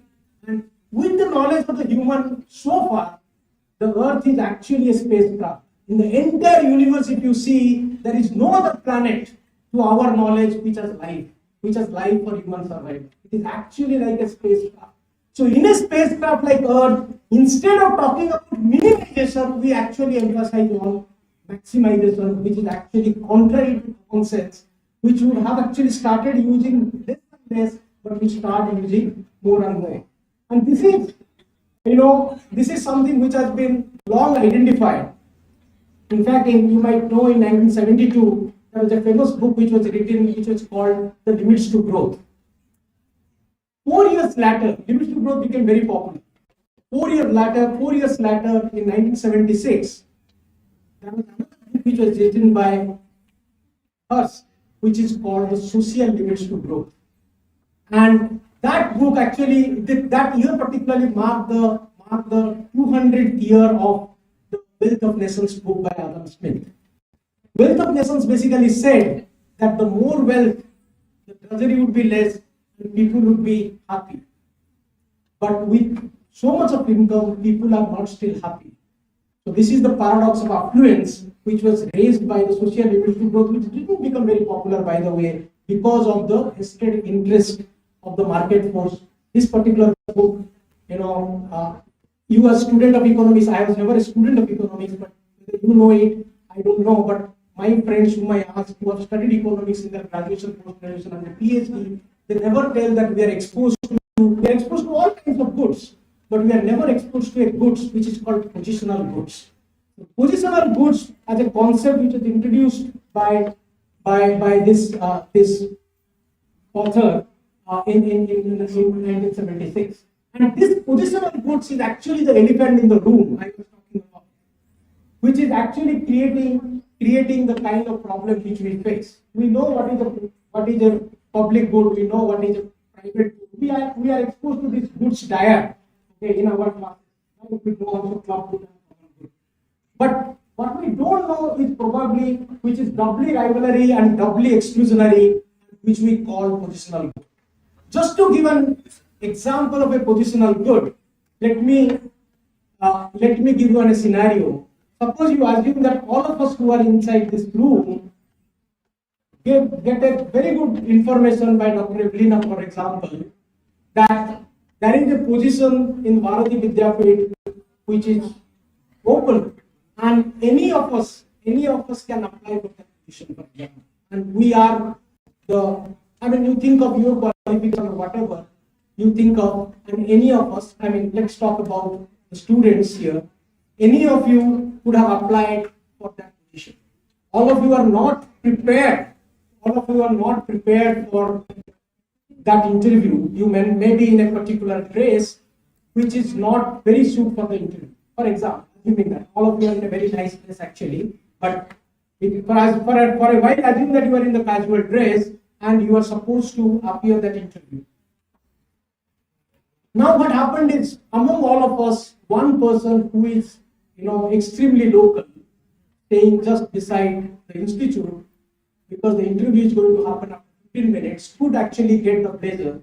One of you, maybe she could get the blazer from the nearest, because she is staying very closest by, and she could get the blazer. Now with a suit, generally if you find in the hot summer, management students even go to the interview with a full suit. The idea of suit is basically you feel smart. You feel smart, you feel slightly more confident. Now when she didn't have the suit, then all of us had certain probability, all of you, all the students, had certain probability of cracking the interview depending on your qualification, knowledge, etc., etc. Now, with C having the suit, our probability, which was earlier without the suit, has slightly increased, isn't it? Slightly increased. Now, that has actually affected all of you, because all of your probability gets slightly decreased. Because that is just one position or a few positions, and all of you are applying that position. Right? But luckily what happened, Dr. Evelina told that the person who was supposed to, the VC was supposed to conduct the interview, could not come, and the same interview will happen after 15 days. And all of you are invited for that interview after 15 days. Now, when you came back for the interview after 15 days, what would happen? All of you would be in suit. All of you would be in suit. And then what happens to your probability of cracking the interview? It became the same when none of you had to suit. Suit is an example of positional good, because positional goods loses its value when it becomes universal. Positional goods loses its value when it becomes universal. Exactly what we are doing in our consumption space. Because as I said, producer will never reduce production. If you are talking about the inflection point, and if you are expecting the producer to reduce production because of the environmental concern, that will never happen. Because whosoever has a 27th floor Antalya will tend to have more. They will never reduce their aspirations. It would have to come from the consumer side, because consumer have to understand. The consumer have to understand that what should be our consumption. If I am after positional goods, where I am trying to relatively put myself better off compared to others, positional goods loses its value when it becomes universal, and that is the race people are having, and that is the reason we are having more of that always, in spite of even knowing that even less is sufficient for us. Just, if you want to, this is what we just said. If you want to just appreciate positional good, it doesn't happen at the individual level only. It also happens at the societal level. How does it happen? Like, for example, if you say, how much arms, do you know how much arms world has? Can destroy the entire earth 55 times.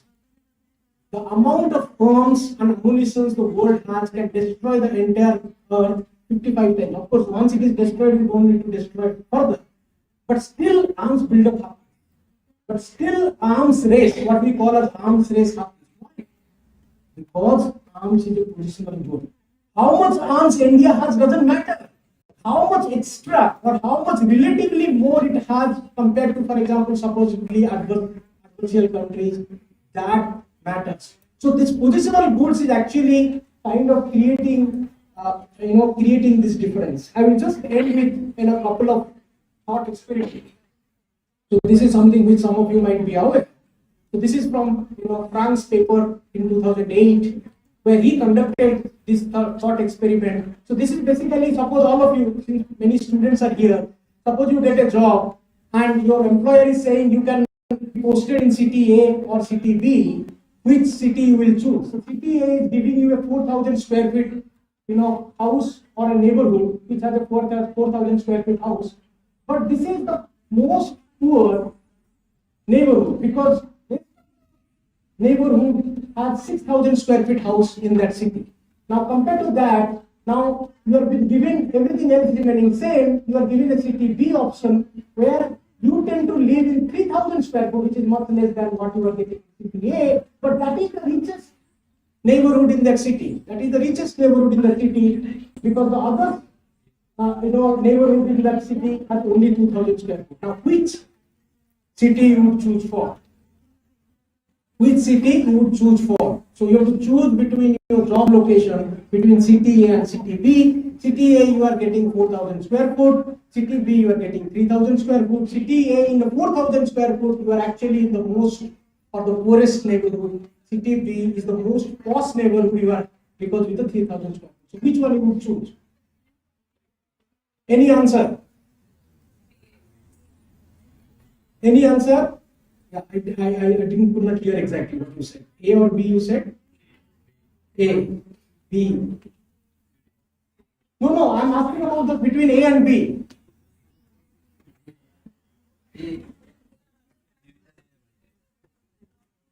No, so giving other factor the same as we do in economics, everything else remaining the same, everything else as it is. If you want to choose between the city A and B, where the A, this particular experiment was conducted, and it is not that nobody chose city A, but there are only less than 5% people actually went for city A, and people actually I have also experimented this in class, large number of people will actually go for city B because the relatively most posh area they are going to stay. But if you make a comparison between similar situations with C and D, where your chance of injury or death at the workplace is 2 in 1 lakh, which is actually worse than others in the city, which is 1 in 1 lakh. Whereas in the city D, your death chances is 4 in 1 lakh, which is much better than others. 8 in 1 lakh. Then which city you will choose between C and D? Here the answer is universally C. Okay, because when you are talking about safety and security, it is more about what you are getting, and that is non-positional. When you are talking about housing space, you are looking at what others are getting, because housing space is positional. And the reason for the inflection point, what we need for the business, is have to come from the consumer side. And once it actually comes from the consumer side, because every producer is also a consumer. Let us not forget that. If this idea of mindful consumption, conscious consumption rather than conspicuous consumption, actually comes from the consumer side, that would actually lead to the inflection which you are looking for, which is practically possible if you have called basically the idea of sufficiency and degrowth, which is increasingly becoming popular. I mean, as we are saying, we just had a discussion on AI and various, I urge my students actually not to use AI. Though we have designated course how AI can be utilized in the job space, I actually urge my students not to use AI. You lose the joy of writing, joy of learning, joy of making mistake, joy of correcting your mistake. You all become one kind. You remember when we read a story, even if you have not read the author name, by reading the story I could identify, for example, it has been written by Rabindranath Tagore or Premchand or Manoj Das, etc. because of their style of writing. You lose your originality, you lose your individuality by actually using AI, which we have discussed it at length in our IPSC committee, and we have actually said, zero tolerance to use of AI in assignments or in various, tasks which students have been given to do. Things are because faculty are saying we take 3 hours to make the question, but the answer is only in 5 minutes. Okay, so that is something which we tend to avoid. So the idea of, if you talk about the idea of inflection, now of course business talk about this idea of ACR, kind of system, but among this ACR, as you might want to use things very efficiently, isn't it? You want to use things very efficiently, and once you use resources, you probably want resources as renewables. But if you don't focus on sufficiency, if you don't focus, restrict, conscious, like it should be, if you want to say the inflection point, that is what I titled my talk with growth, from growth primacy to growth redundancy.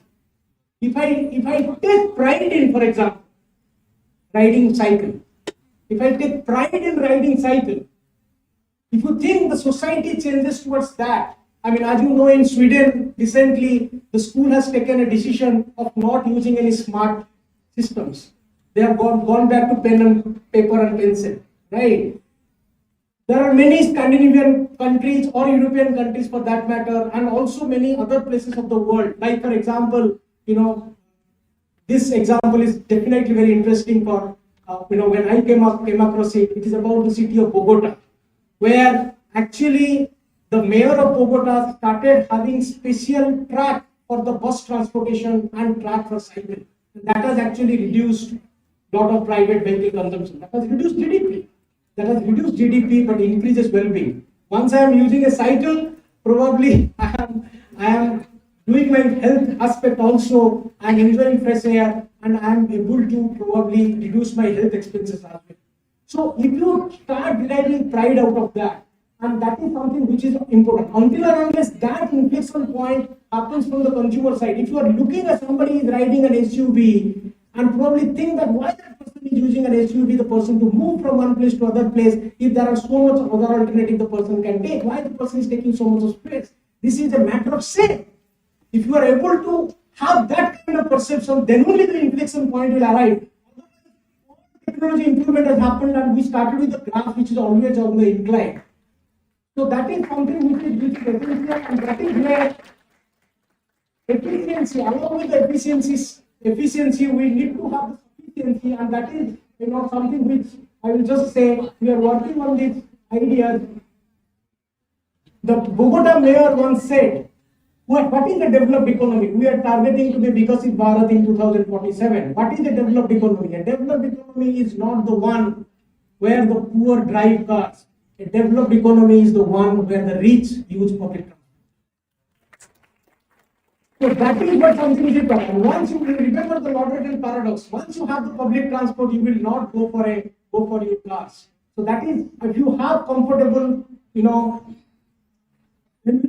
friendly, equitable transportation system, that would not require. I mean, same happens like some of you must have experience of even Western world. I mean, Europe or US.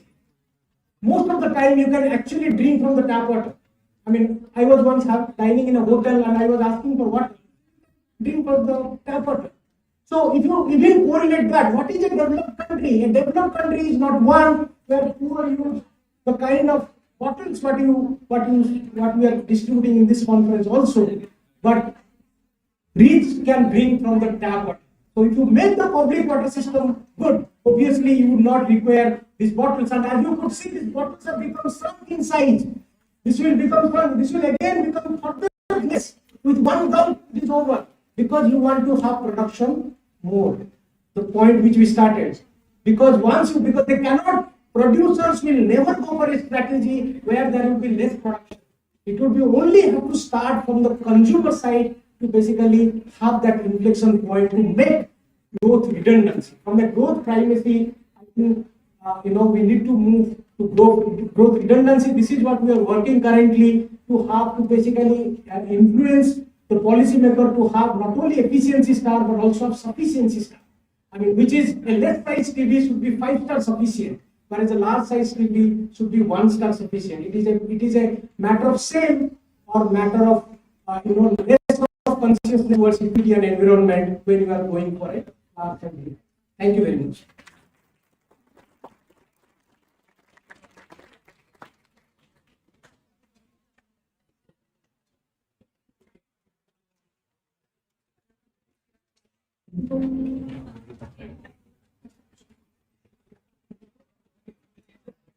Thank you, Dr. Hippo. As always, it was a pleasure to listen to you, sir. Now, our next keynote speaker, Youth Fellowship Award in Germany in 2015 and recognition from the government of Maharashtra in 2016. Higher Education Forum of India has awarded him for academic leadership in 2019, listed in the top 50 national personalities in India Matters for the contribution to the nation and iconic intervention in India's progress. He is a board member of leading institutions like BSc, CII, NBA, and AICTE, and has significantly contributed to academic reforms and student-centric learning at JVIMS. Today, he'll be delivering his talk on the topic Digital Innovation and Digital Transformation in Business. You are welcome on stage, Dr.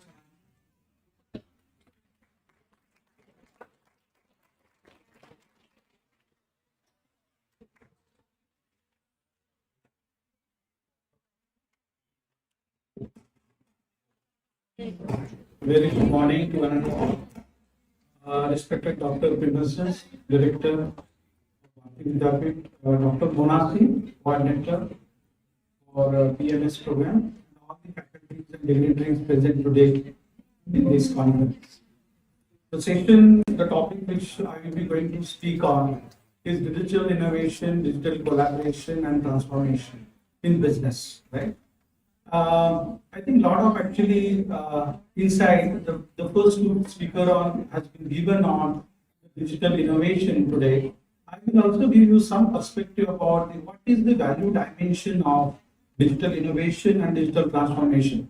If you see from last 10 decades, last 5 decades, and specifically from last 1 decade, a lot of actually transformation has taken place in terms of digitization. right? Across the various sectors and verticals of the industry. Across the sector and verticals of the industry, in that respect, I will be also giving you some insight. What are the various aspects one has to consider when you penetrate the technology and derive the value for the organization? So when you talk about digital innovation or collaboration, it is very significant. There are a lot of technologies have been emerged and how you integrate the technology with the strategy of the organization. There are different types of strategies. So how strategically you can make use of the technology and derive value for the organization. This is in nutshell is nothing but a digital transformation.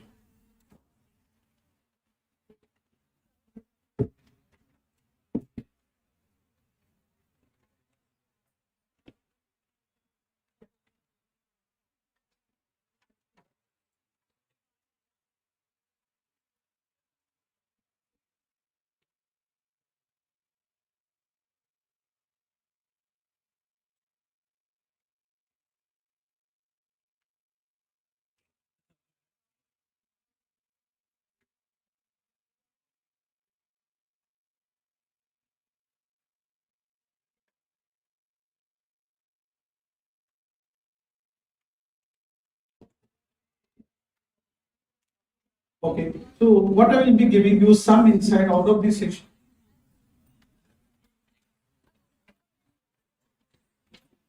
I will be giving you some insight pertaining to the digital innovation, collaboration, and what are the digital transformations that are taking place. And a lot of business models have come across when you integrate the technology and derive value for the organization. And in present context, we are using those actually models and actually deriving value for the organization. I will also give you some insight pertaining to what are the various value dimensions of a digital integration in reference to industry 4.0 and 5.0. So you must be knowing that what is meant by digital technology. So digital technology is not only now restricted only with the hardware or the software. The ambit of digital technology has been extended to the databases, telecommunication system. Again, it's very important backbone of the digital system or digital technology. So if you see the today's context and today's infrastructure or infrastructure, the backbone of the digital innovation and digital collaboration is nothing but emerging telecommunication system and internet-based architecture. So this is very important and significant component of digital technology and digital innovation. And when you refer as a digital infrastructure, again, it is not only restricted to the component of the digital elements, digitization or digitized element. The ambit of the infrastructure has extended to tangible and intangible facilities, even which include the services, its management, and that support all computing resources. And when you talk about the higher education, we know that even your online systems and other devices are playing a significant role in the infrastructure of digital technology. As I said, this is the actually a platform through which we are enjoying the digital collaboration and digital innovation. So this is the backbone. The telecommunication system is playing a very significant role in digital collaboration and digital innovation and digital transformation. And similarly, the internet-based architecture. Take an example of your mobile computing devices. Take an example of this machine or every elements which are coming across nowadays, which are in wireless, and you are using n number of applications or facilities. Because of these two innovations playing a significant role across the various sectors of the industry. As I said, digital innovation. It is nothing but again, there are a lot of strategies are coming across. Take an example of any strategy across the various functions or verticals of the management. Without technology integration, it is very difficult to devise the strategy of the organization. So earlier days, the technology or information system. Nowadays, the technology and information system has become a pivotal and integral role of the organization. And all these strategies are revolving around the technology. So it is very difficult to devise a strategy for the organization without the technology. And in that respect, digital innovation is playing a very significant role. How digital technologies, the digital component, digital elements, you integrate with the various strategy and derive value for the organization. That is nothing but digital innovation, and we also call it as digital transformation. So sometimes the word digital innovation and digital transformation is referred interchangeably, but again it is nothing but all these elements, all these technologies, how you integrate with the technology and derive the value for the organization plays a significant role for the organization. So I just take you from last 5 decades. You must actually come across how the technology evolved and how the digitization had taken place, how the evolution of a digitized system has evolved. Earlier it was used for scientific application, then it has come for routine business application to process huge data at the bottom level of the organization. We call it as transaction processing systems or data processing systems. Then MIS came into existence, which can cater the need of the middle level of management. Office automation systems have came into existence, and if you refer the today's office automation system, it is nothing but embedded system connected with a lot of devices, your Gmail account, Twitter account, scanner, plotter. All these are various components and elements playing a significant role for better office automation systems. The DSS came into existence called as the decision support systems, right? Then client server computing, you must be knowing what is client server computing. I will not get out to explain about it. Then EIS, executive support system, which can cater the need of top executive in the organization. Again, these are the software systems. You can integrate with the online systems and derive value out of it. Knowledge-based system like AI and artificial intelligence. Now, this is the actually era we are entered into the artificial intelligence, and a lot of insight must have been given by the first speaker on how the generative AI and other AI will play a very important role and dominant role in the organization across the various sectors of the industry, including the higher education. This AI will dominate in near future.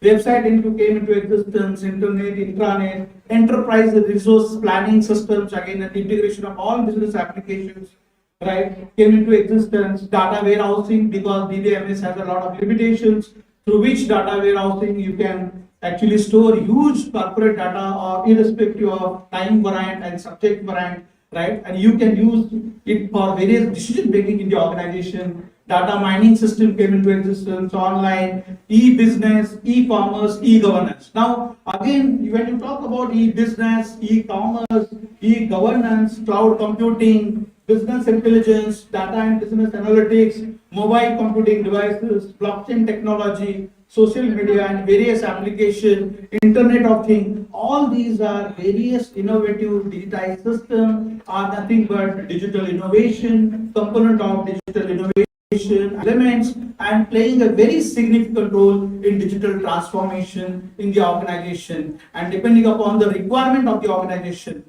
so they can make use of it. There are n number of organizations, different types of organization, different structures of organizations exist in the contest, since from manufacturing to actually government sector, pharmaceutical, James, FMCG, leather industry, agriculture products, heavy industries, construction, power industries, merchandising, banking, finance.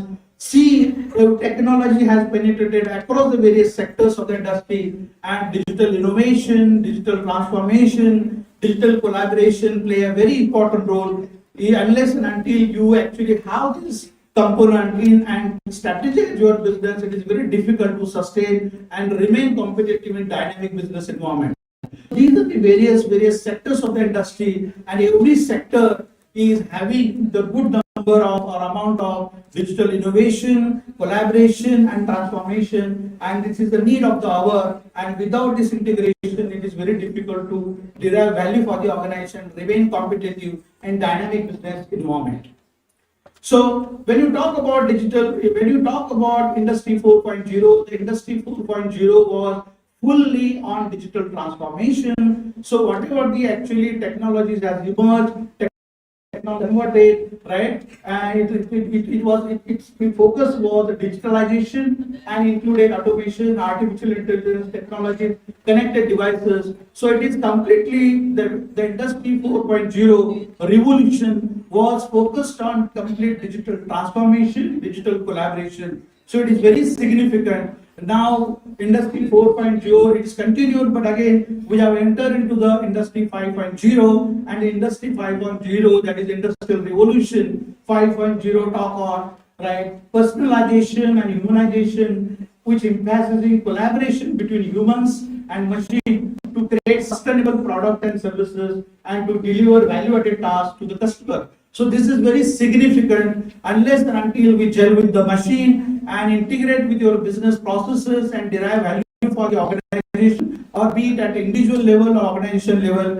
it is very difficult to sustain, and that's why it is very significant now. Without technology and integration, it is very difficult to survive. So these are the basically 4 features of Industry 5.0, which talk on the ensure scientific and technology innovation, right, respecting economic and social challenges by development, industrial meeting, social transformation. A lot of social media has taken into place, and you know that how it is playing a significant role to actually add value at an individual level and organization level.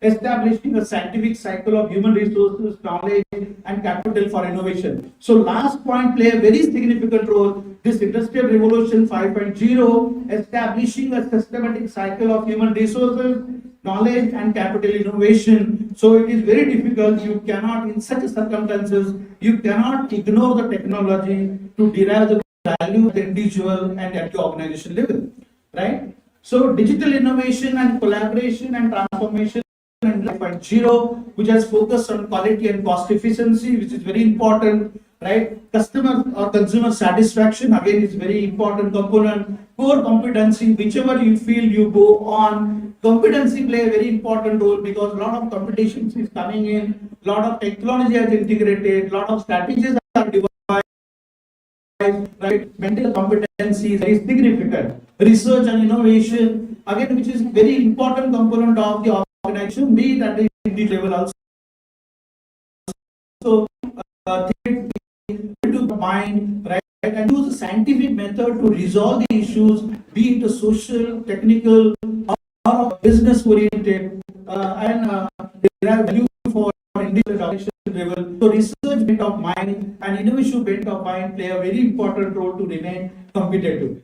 Human capital management, again, very important. Even though the technologies has been penetrated, human resource playing a very significant component, and that's why at the flag end of my presentation, I will be giving you the what is the value dimension of the technology when you penetrate into the systems. So there is no guarantee of the returns unless and until there are other aspects of the technology you need to consider. If you do not, you can have the value of institution and operation. So human management and innovation play a very important role irrespective of technology, whichever you are using for. So technology and digital transformation is the need of the hour. Personalization, humanization, emphasizing collaboration between humans and machines. And that's the new roles, new jobs, new description, new opportunities are emerging. So unless and until you have an integration of this, you cannot remain competitive and become employee-oriented, employable in the corporate sector. So knowledge creation is again very important, and knowledge management. How you create a new knowledge for the organization and how you effectively manage it and disseminate it and derive the value at the individual level and organization level play a very important role. And this is the focus of Industry 5.0. Everybody has to actually work on to remain competitive and remain dynamic in such a environment. So in that respect, when you talk of digital collaboration, digital innovation, Industry 5.0, and the skills which are required to remain competitive in this dynamic business environment, you must be your bachelor's degree in computer science or computer application or management degree. But unless and until you have these skills in such a competitive environment, it's very difficult to remain competitive because these are the skills which require much sense making is very important, social and emotional intelligence, novel and adaptive thinking, self-reliance, and problem-solving attitude. That's why I just told you the research innovation bent of mind play an important role. Cross-cultural competency, right? Opportunities are not at the local level, organization or across the countries, across the states, across the city. So this is very important component. Disciplinary and interdisciplinary, right? Now with the new NEP education policy 2020, lot of actually invention has taken place and lot of integrations will take. It is not necessarily the BMS or graduate can learn subject, it is specialization. So now this kind of syllabus structure is already been started introducing by NEP 2020, and any graduate who would like to study a particular course in his program, he can learn and study accordingly. Design and mindset is very important component for individual, and that's why a good number of courses have also been introduced in respect. Cognitive load management, how actually you can increase your thinking and reasoning skill to be and remain competitive. New media literacy. So irrespective of various sectors and functions of the industry, irrespective of your functional manager, whether you are becoming a marketing manager, a finance manager, or sales manager, or a human resource manager, you need to delve and actually work with the technology-based systems, right? And in that respect, you need to learn the technology and have the new media literacy skill to remain competitive. Virtual collaboration again plays a significant role. Digital skills again very important. So these are the various skills to be imbibed when you talk about digital collaboration and digital innovation and remain competitive. So in that respect, again, it is very good and it is very important for you actually when we talk about the new goals and new jobs, when you integrate the digital collaboration and industry 5.0, in that respect, what are the skills which is required for the budding managers or young professionals like you? The future jobs are evolving with the hybrid jobs which combine technical and analytical skills with the soft human skills, again very important component. Super jobs which brings in efficiencies from integrating smart machines and data analytics. That's why AI, ML, right, and all the digital emerging technologies and the data analysis skills play, or business analytics skills play a very important role in near future. So it is very important for existing students to upskilling, reskilling, multi-scaling, lifelong learning so that themselves for to prepare a future job. Now take an example, you are actually, most of you are computer engineers or computer professionals, and you learn whatever you have studied from this institution, and if you go to the corporate sector and if you say now just I have learned it, now I will perform my job, not necessary, because it is not, it is difficult. You have to be you have to upskill yourself, you have to reskill yourself, you have to multi-skill yourself, and lifelong learning attitude is very important to remain competitive, right, and climb the corporate ladder, which is very significant. So expect in that respect, expected demand in future job, organ creator, body part. This is an interesting slide, body part maker, rewider, transformer jungle into green belts, right? Vertical farmers, farmers of genetically engineered crops, livestock, memory augmentation servants, agile and supply chain workers now with the virtual collaboration, right? So this is again very important.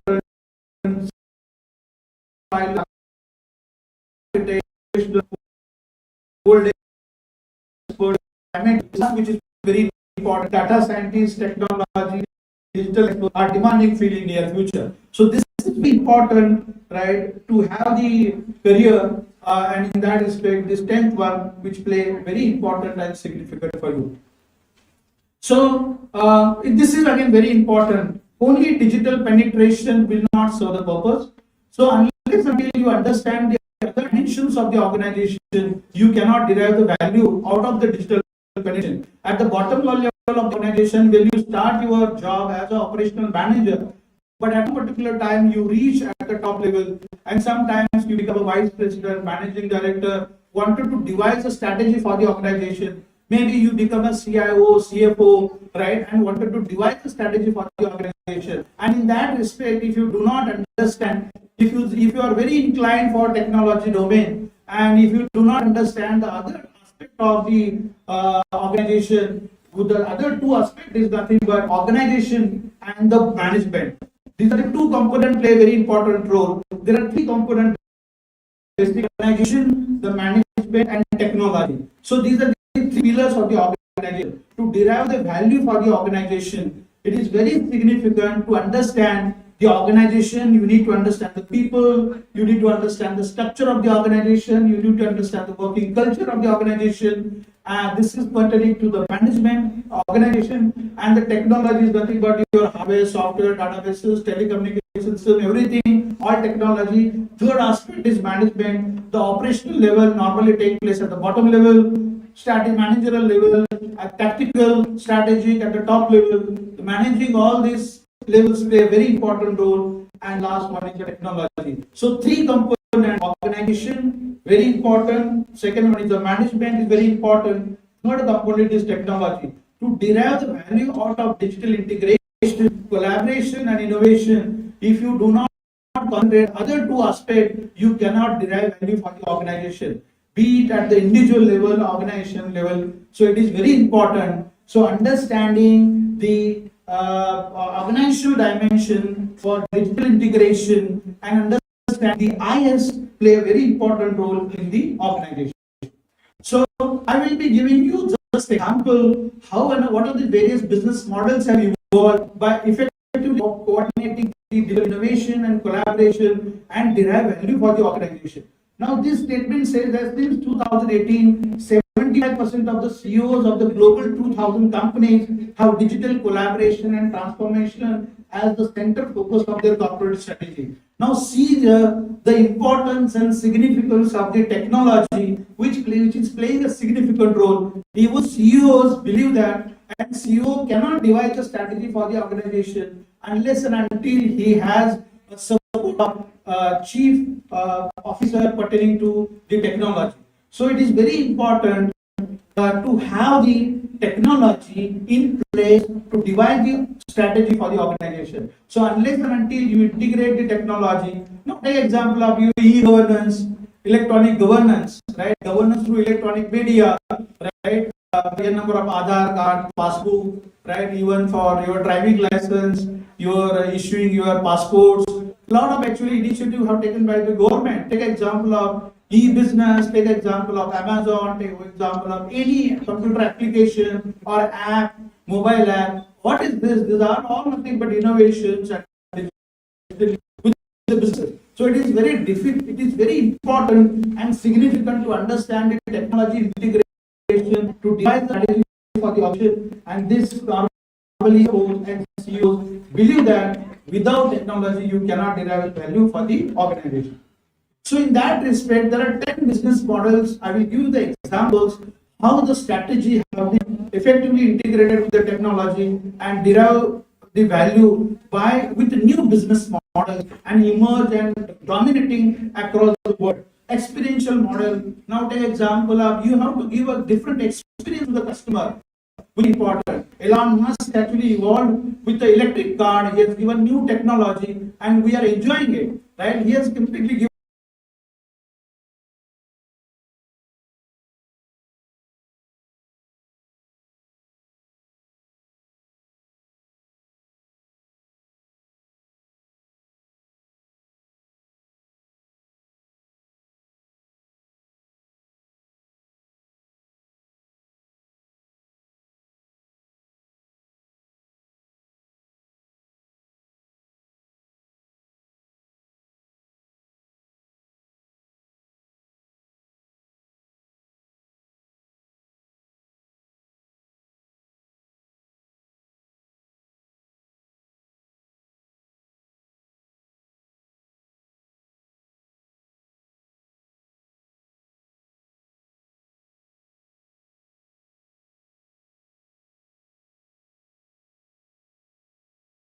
derive value for you and created a new actually business.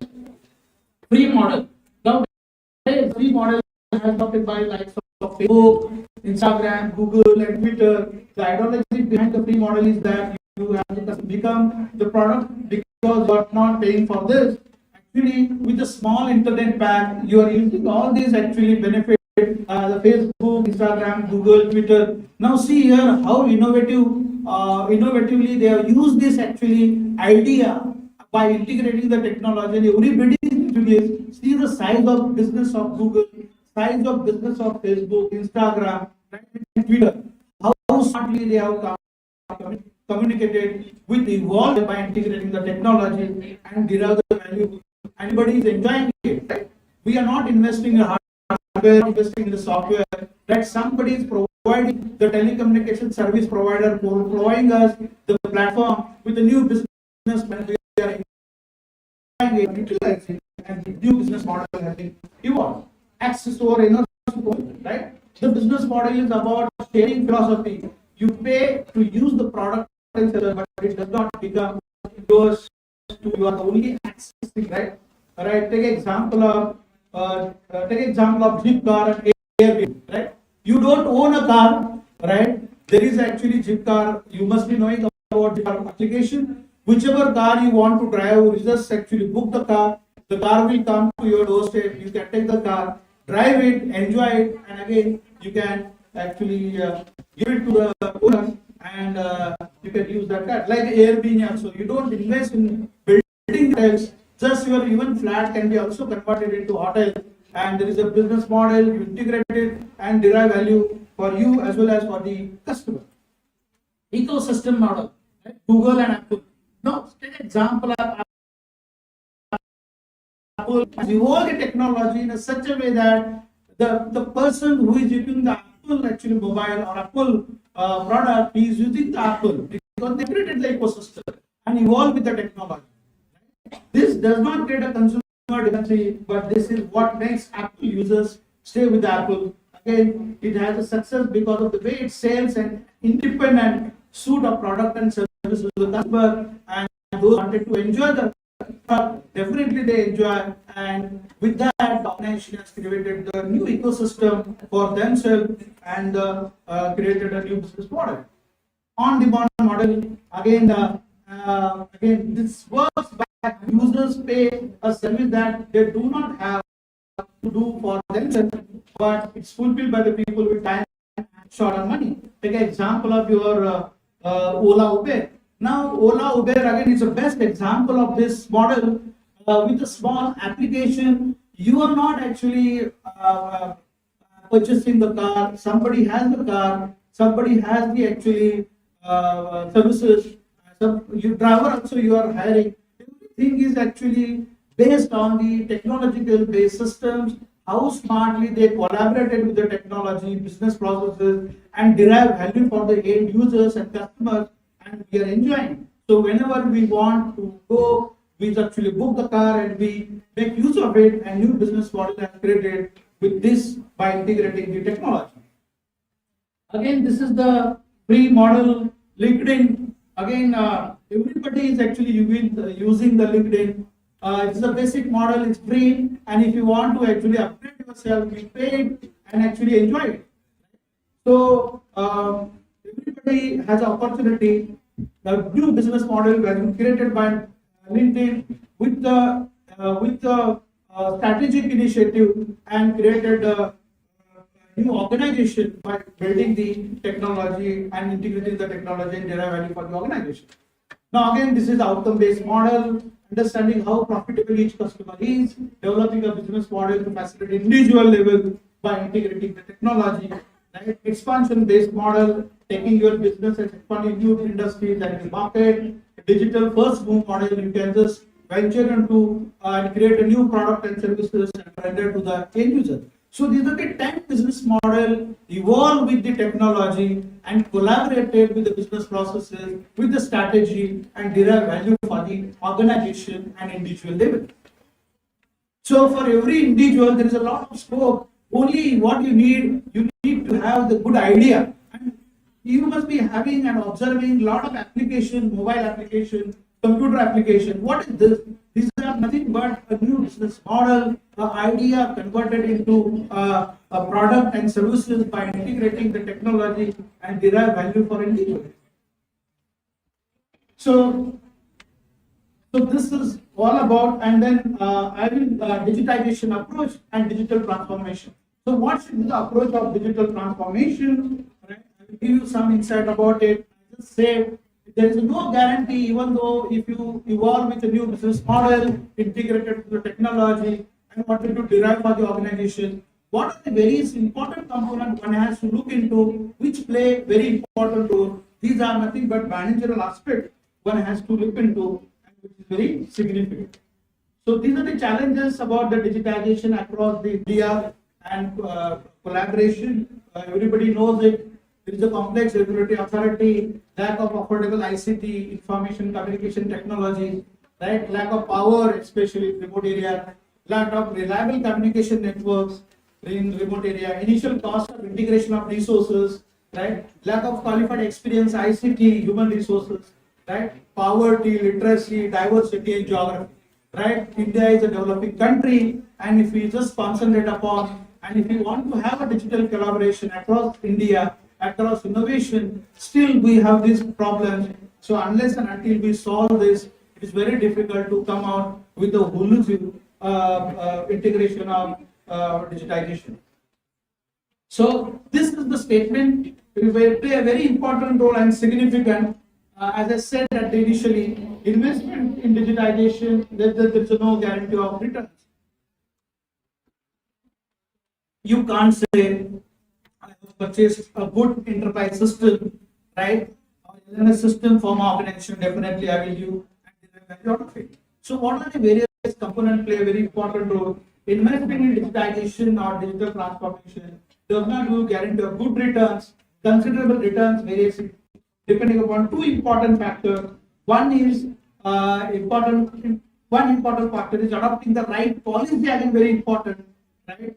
Right strategy, again very important, right? Business model is very important, right? Process is very important, right? Method, models, ethics, and its implementation.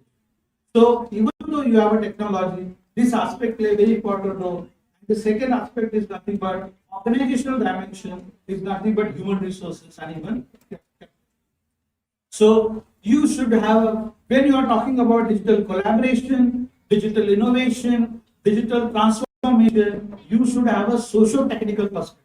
So if you do not have a socio-technical perspective, it is very disastrous for the organization when you are taking the strategic decisions at the high level. So it's very important. So when you take a strategic decisions at the top level of the organization by penetrating the technology, and you could not concentrate the socio-technical perspective, definitely you are bound to fail. So it is very significant to understand the socio-technical perspective, which is related to the computer science and the management side when you talk about the technical approach. And the other one is behavioral approach. Is nothing but you need to understand the organization, need to understand the organization levels of management, you need to understand the human resources, you need to understand the organization culture, you need to understand the organizational behavior. So individual behavior, organizational behavior, and unless and until there is integration of these two, you cannot derive the value about the digital innovation and collaboration when you are talking across the level and having the strategy to derive the value for the organization.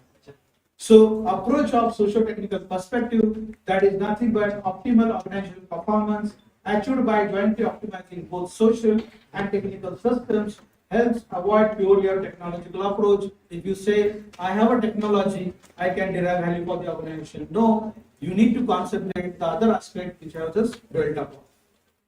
So this is again very important. Contemporary approach to digital collaboration and transformation. You should have a technical, socio-technical perspective, right? There are two designs. Right?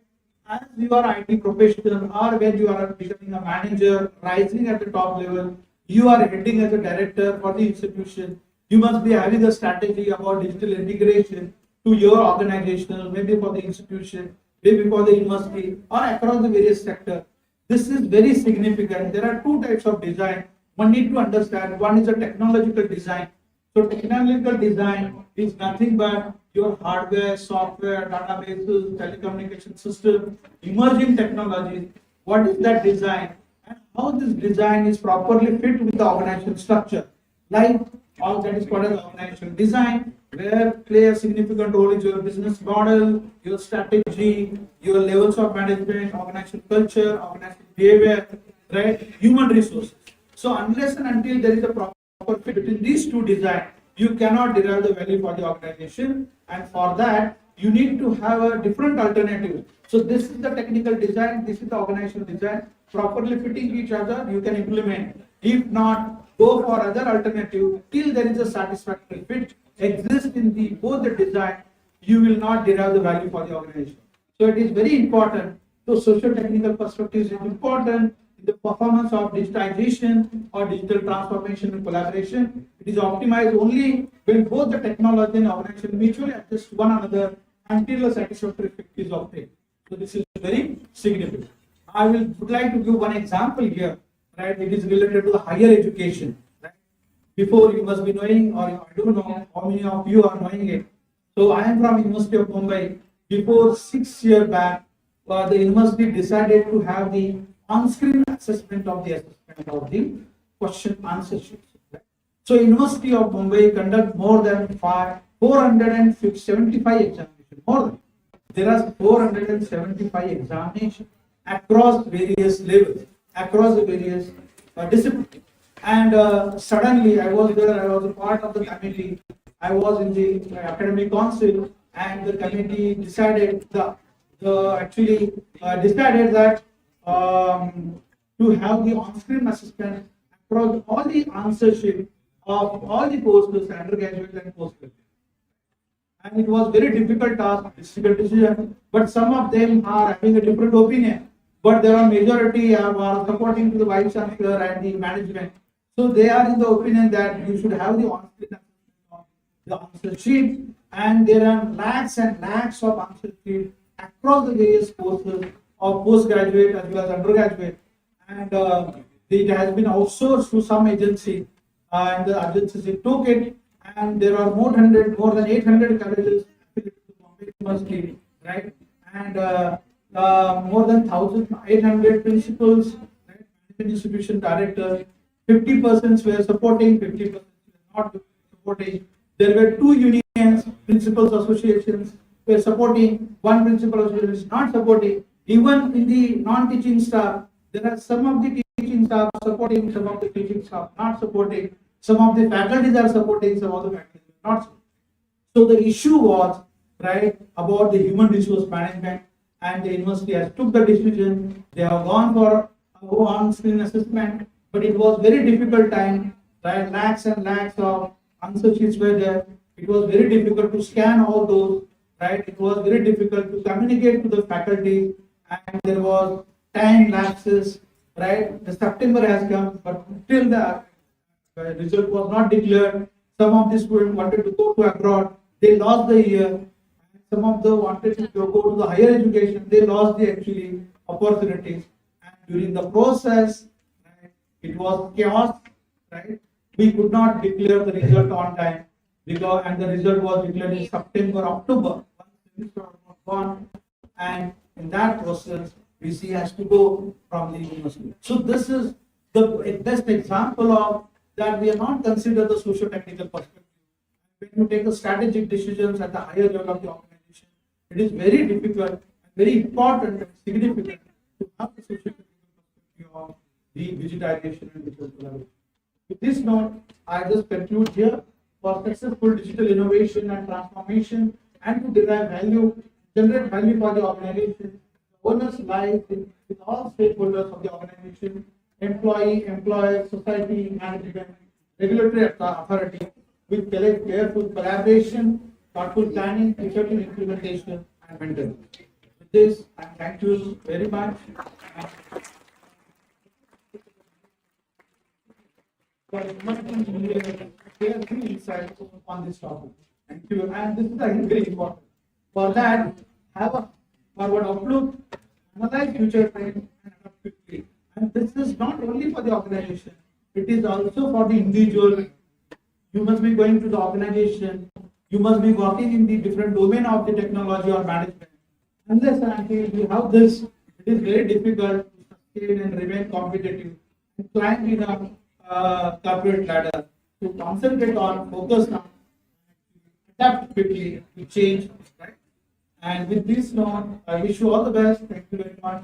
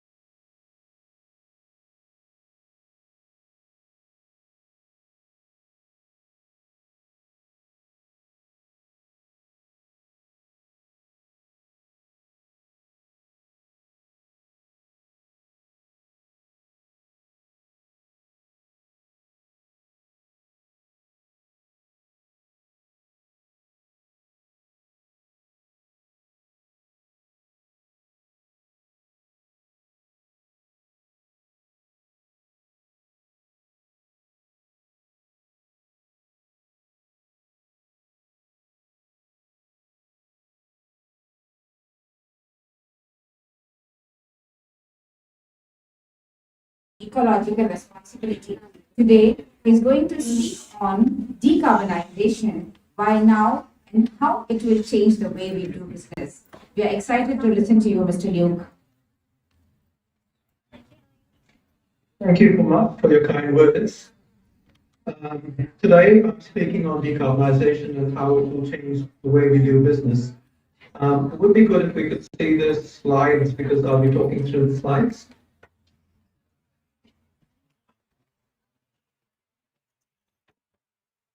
Have you got the slides up?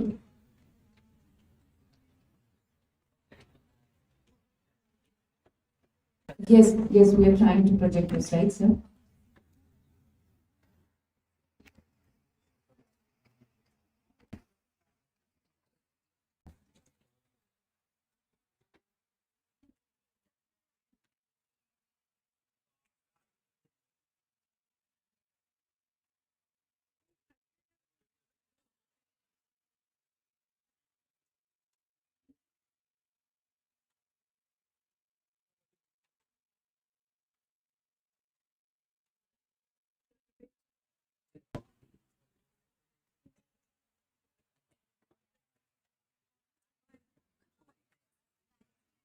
Right.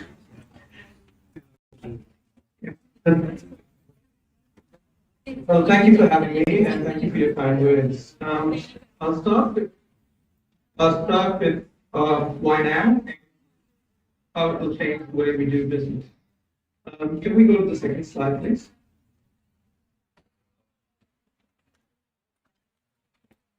So the first part of my talk will be about why now. The second part will be about the greenhouse gases by sector.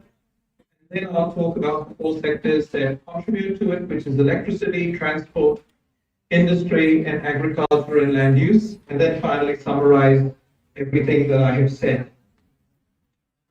Third slide, please.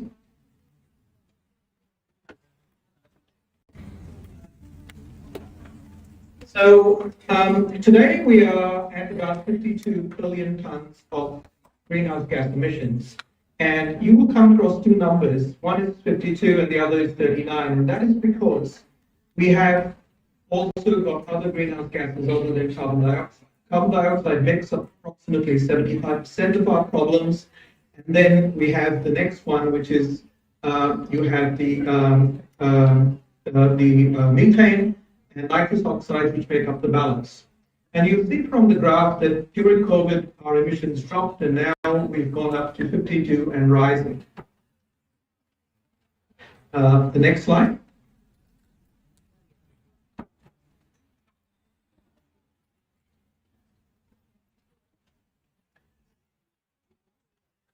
Can we get the next slide, please? Yeah. So just having 52 billion tons is not the problem. The thing is we have two lungs on our planet. One is the oceans and the other are forests. The oceans absorb about 30% of our carbon dioxide emissions, and then the forests absorb a balance of 26%, which means that the balance of about 44% accumulates in our atmosphere. And this is growing each year. We have got two inherent problems. The first one is that we've taken out 17% of the forest, and on the other side, we've got the oceans, which have become hotter and more acidic as it's taken more and more carbon dioxide. So this has resulted in us losing some lung capacity on the blue lung as well. We'll go to the next slide, please.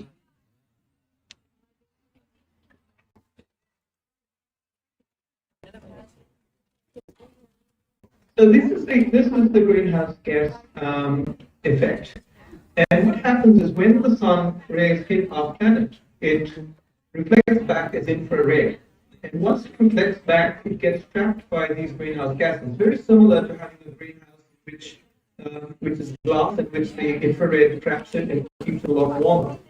The greenhouse gases are actually absolutely essential to to life on this planet. But unfortunately, as we've been now accumulating greenhouse gases, this has been getting hotter and hotter. And so one of the things people always ask is, what's the big deal about 1.5 degrees centigrade or 2 degrees centigrade? I mean, if it's 28 or 30, it doesn't mean a lot. What's the big difference between, 1 meter sea level rise? So instead of talking about that, I we're talking about the 7 tipping points that our planet is now facing. Next slide, please. These are 7 tipping points. In perspective, we have 7 issues which are, at this stage, the planet is working with us, that is, it's helping us. So we are currently pushing a boulder uphill and the planet is pushing it down. At some stage or the other, we are going to come to a point where this will go beyond that tipping point. And these 7 are the ocean circulation, which is the AMOC, which I will talk about in particular. The coral reefs, the 2 ice sheets, the Greenland ice sheet and the Antarctic ice sheet, the permafrost, the rainforest, and the monsoon changes. Go to the next one, please. This is actually our planet's circulatory system, or the Atlantic meridional overturning circulation, which is called AMOC. This is the largest waterfall on our planet. It has it is the equivalent of about 3.2 million cubic meters per second, which, if you take something like Pilsey Lake, to put in perspective, at 8 million cubic meters, at full capacity of the lake, it would just flow in 3 seconds. For Bihar, which is 28 million cubic meters, in this Gulf Stream, would flow in about 9 seconds. Just to give you an idea of the kind of systems on our planet that we've already started detecting. The next slide, please. And so this is about the ocean currents, which actually control our climates. And I'll talk in particular about the Gulf Stream.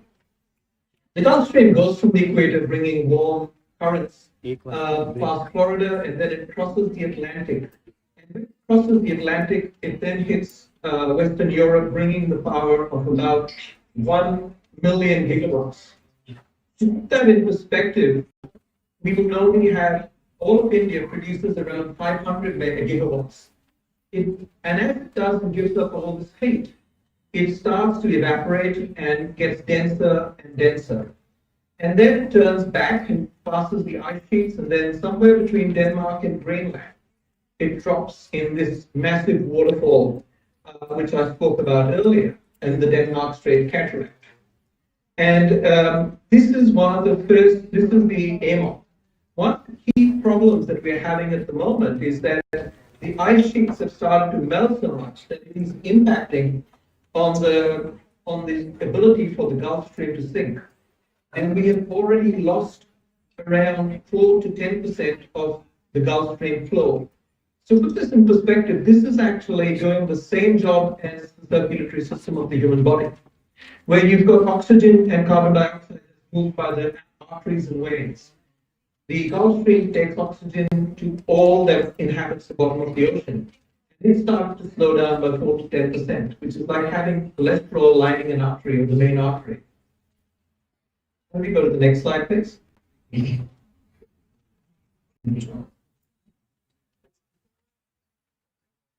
And I'd just like to touch on sea level rise, just to give you a perspective. So it's like a thermometer. When you have a thermometer and the temperature rises, the mercury goes up. And that's exactly what's going to happen with the oceans when the temperature of the seas rise by 2 degrees. And the sea level rise at 2 degrees is 2.7 meters. What does that mean? So the Kiribati Islands are all 2 meters below sea level. These are considered the first climate refugees. They will be completely uninhabitable. There are 4 million people in the Netherlands who currently live below sea level, and if it rises by 1 meter, this will take it up to 6.5 million. 80% of the Maldives and 70% of Bangladesh will be lost with just 1 meter sea level rise. So sea level rise is a big issue because it's going to take out a lot of the sea areas. We go to the next slide, please. Next slide. So getting back to the tipping points, this is why now. So the key reason, 1 slide back, please. 1 slide back. So this is the key. One slide forward.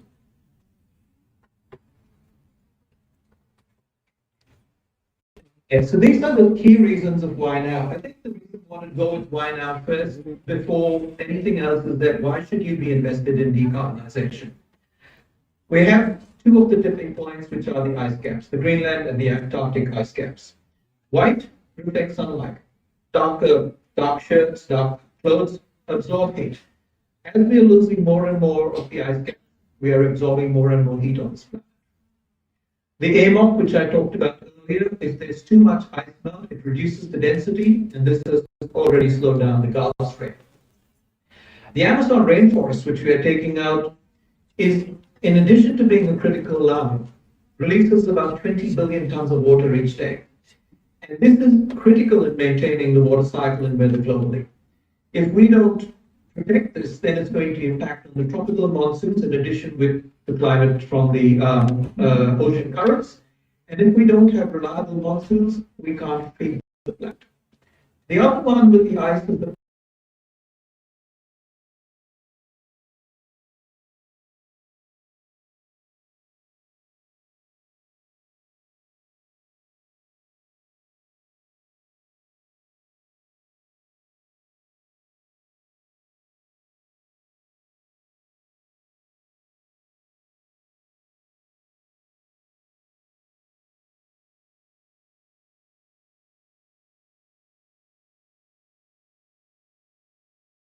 when we really have problems. And that's why most of us are very concerned, because if we reach these tipping points, the 7 tipping points are going to really, really impact on the way we live on this planet. We go to the next point. Next slide, please.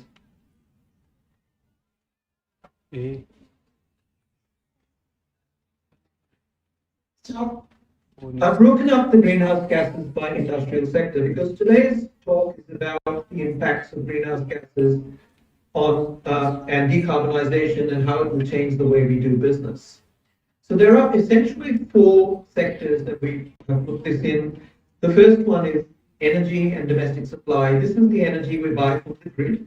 It only covers in this one residential and commercial. So it's like all the houses, all the shops, all the offices. And the second one is industry. So this deals with iron and steel, ferrous, non-ferrous. It deals with cement, chemicals, and petrochemicals, which are all 7%. Then we have fugitive emissions, mainly methane from oil and gas and coal, food and tobacco, and lastly, all the manufacturing, which is cars, textiles, paper, pulp, which is about 11%. Then there is the transport sector, which is road, aviation, shipping, and rail and pipelines. And the last sector is agriculture, which makes up the balance 24%. And this has crop burning, livestock, deforestation, nitrogen fertilizers and landfill gases, and bushfires. So I'm going to go by the first sector. The next slide, please.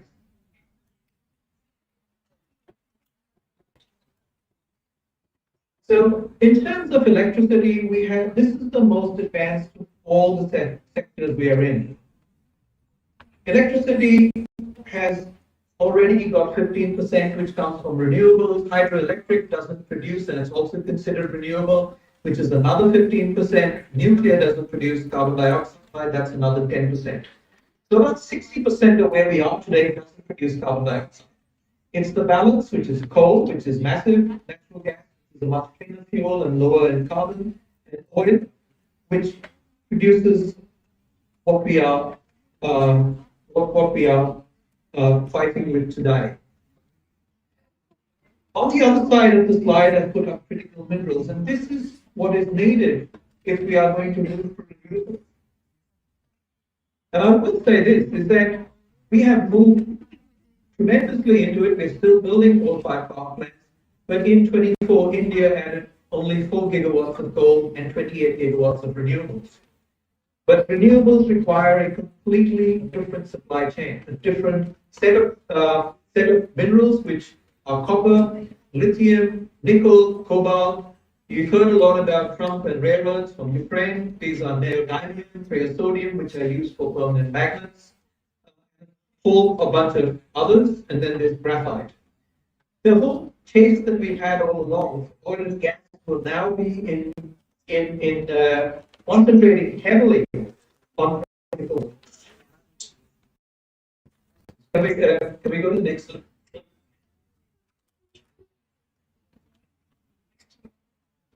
In terms of the transport sector, actually, before I go there, I'll just talk briefly about coal. We're making a lot of changes with coal.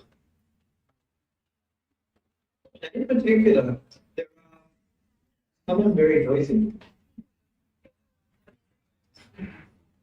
We're making a lot of changes with coal. We've gone to biomass, and tracks and companies like that have moved completely to replacing all coal with biomass.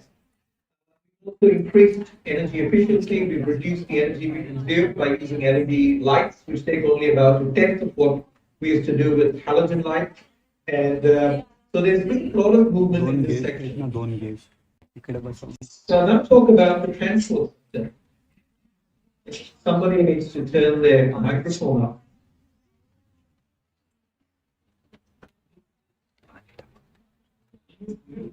The transport sector has the previous slide, please.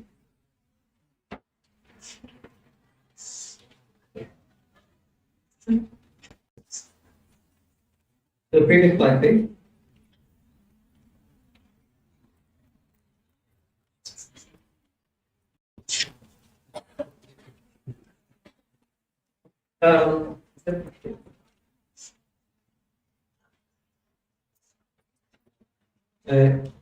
Are you still there?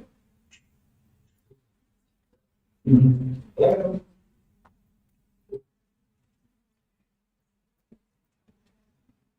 Hello? Can you hear me?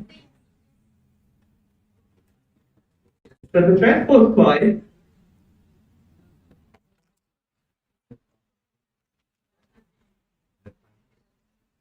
Hello. Yes, sir.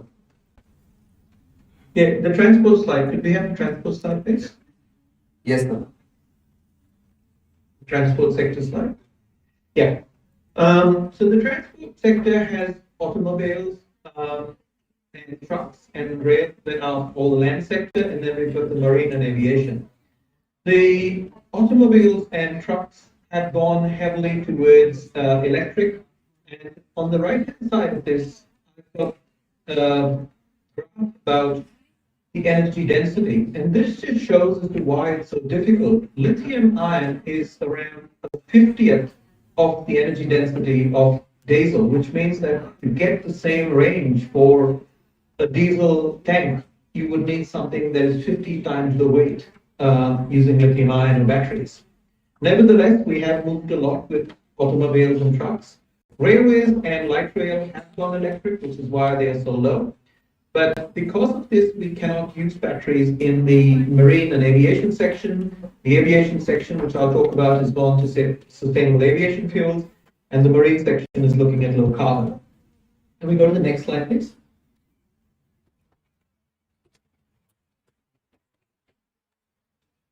So in this slide, we talk about electrification of cars, and there's always talk about how much electric cars are selling today.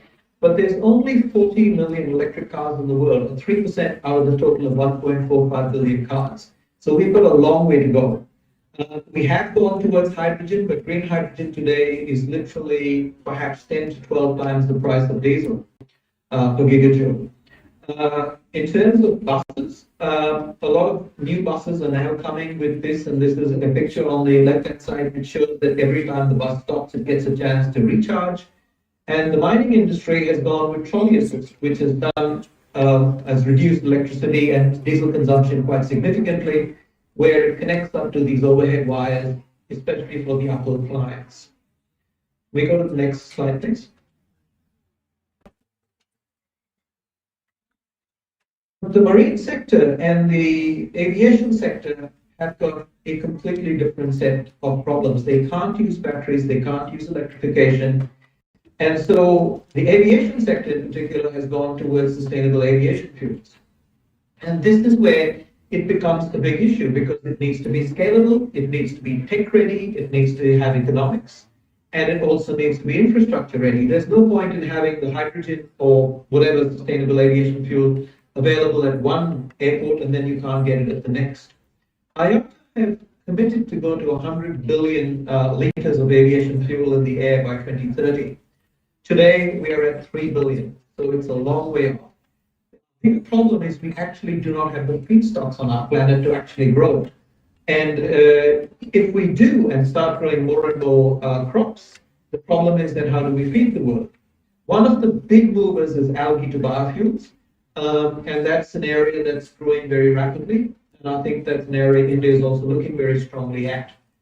But in all in all, this is where the aviation fuel industry is going. And the problem with it is that these biofuels are being competed for by the marine industry, by the mining industry, and by cars as well. So ethanol, which goes into the E10s of cars, they also come from these biofuels. The marine industry has gone for low carbon fuels, more in the form of methanols and natural gas. And that's where we're going with. So we're seeing very, very different fuels. Can we go to the next slide, please? And I'll talk about the industrial sector, and the breakup here is mainly dealing with what we term as Scope 1 emissions. So earlier we talked about electricity, and 40% of all the emissions in the industrial sector are from buying electricity off the grid. So the more we go towards green electricity, the less the carbon emissions. But this sector talks about the balance 60%. So when we make steel, if we have blast furnaces, as you can see in the picture on the right-hand side, we use coke, coking coal to make coke. When we're making ammonia, we use methane to make ammonia.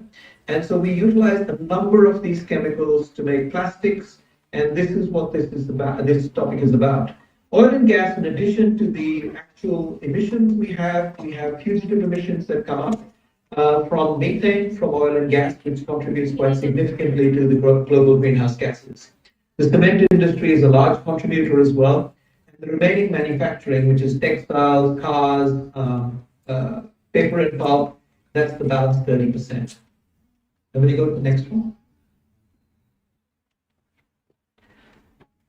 All industry have chosen a very similar decarbonization pathway. The first stage has been to optimize, to use as minimum as possible, improve the efficiency. In this particular instance, I've taken the example of the steel industry, which I'm working quite strongly with. And we're trying to use high quality coal and iron ore to reduce the amount of carbon emissions, try to improve scrap, which has increased the scrap usage, and process optimization. To be fair, this stage is pretty much done to death. What we're now in is the transition phase. So we're trying to use lower carbon fuels. We're trying to capture and reuse the carbon, and that's where we are today. And these lower carbon fuels are things like hydrogen, methane, and these are and biofuels again. So another competitor for the biofuels. The final game is green hydrogen, but the game is a technology that needs to mature, and it is very, very costly at the moment. So it's where we are going to. We go to the next slide, please. And here's where all these technologies have a problem in industry. We have multiple technologies, and the one that India uses a lot is the blast furnace, basic oxygen furnace. And you can see right at the bottom is scrap steel. Unfortunately, India does not have scrap steel, a lot of scrap steel. So that is why, although the global average is 1.7 tons of carbon dioxide per ton of steel, India's average is closer to 2.2. And a lot of another major concern at the moment, of course, a major issue is that India is going from 180 million tons of carbon production to 300 million by the year 2030. This is going to have to be done very carefully, and an area that people are looking at very strongly as to how we can bring these emissions down. And there are significant movements in this area. We go to the next slide, please.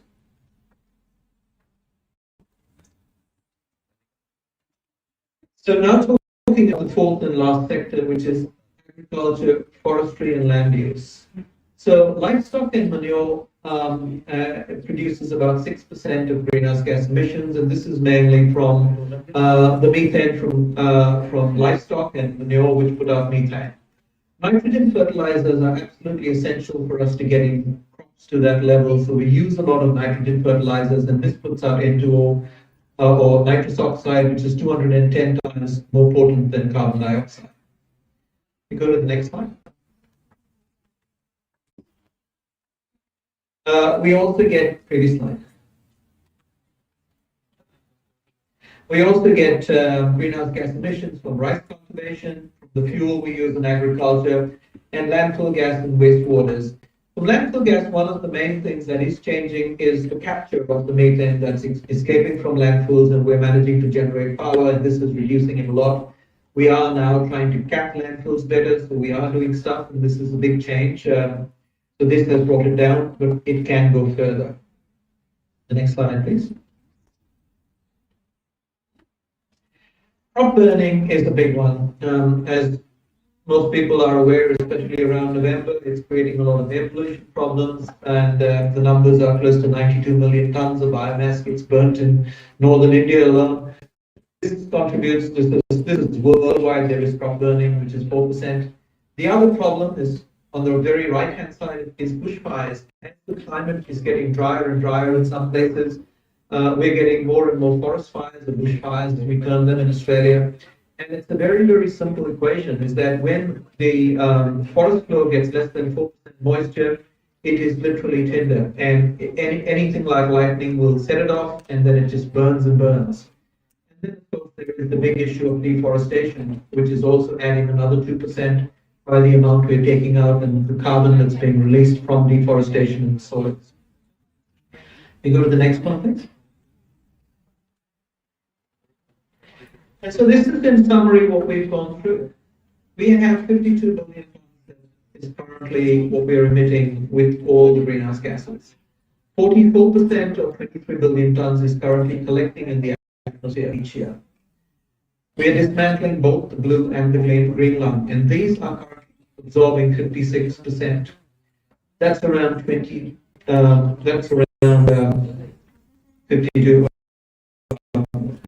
tons. Our big carbon mitigation approach today are only 1 million tons a year. Why now? Because most of the big points are reaching a point of no return. In the 4 sectors, the biggest changes we expect to see is in the electricity sector. We expect to see the race for oil and gas being replaced by the race for critical minerals. And we're saying this in the world. And these are, as I said, minerals for batteries, minerals for wind turbines, for solar plants. The transport sector, aviation and shipping are going to turn to biofuels and low carbon fuel. Road and rail are most likely going to turn to electrification and in time to hydrogen, which is a zero carbon fuel. Industry will seek low carbon fuels, still the transition to zero carbon hydrogen is viable. And agriculture and land use, we're actually trying to get crop burning to be collected so we can reuse it. We're trying to connect up and reduce fugitive emissions by capping landfills and collecting the gases. And that's where we're going with all of these. It's going to be a different world because we're going to have very different aims to do this. And to the last line. Decarbonization will change the way we do business. And as you can say, if we don't decarbonize, the environment will decide the way we do business in the future. That's all I've got. Thank you.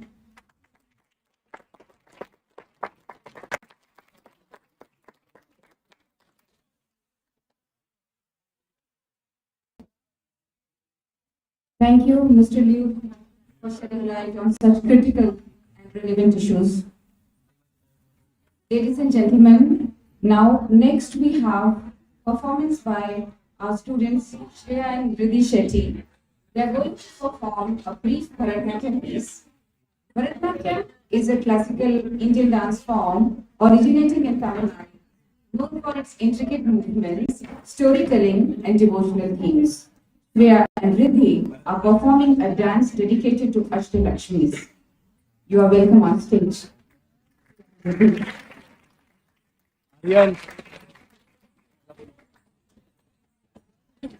Aryan Aryan video video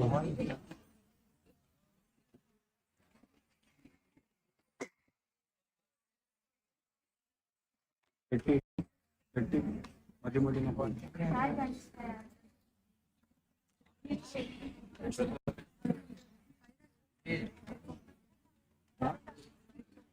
theatre मध्ये सांगितलं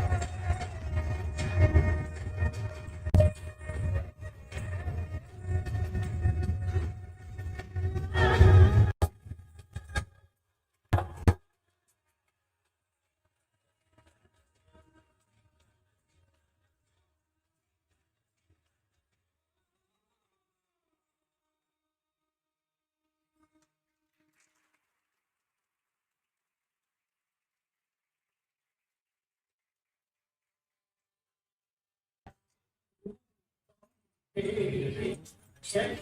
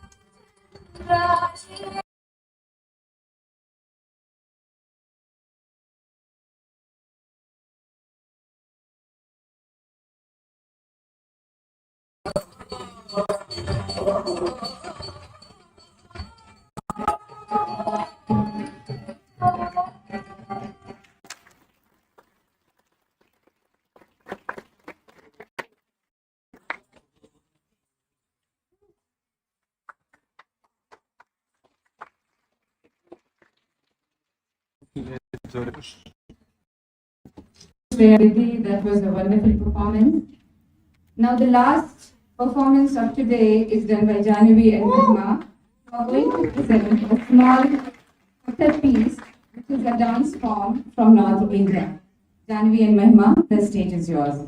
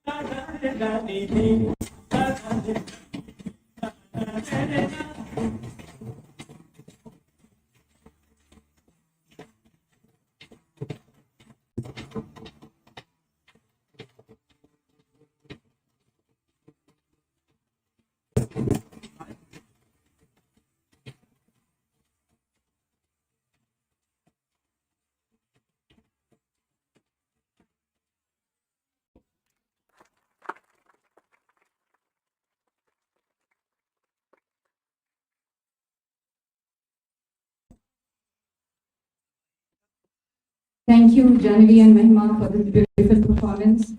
Now the last segment before we break for the lunch.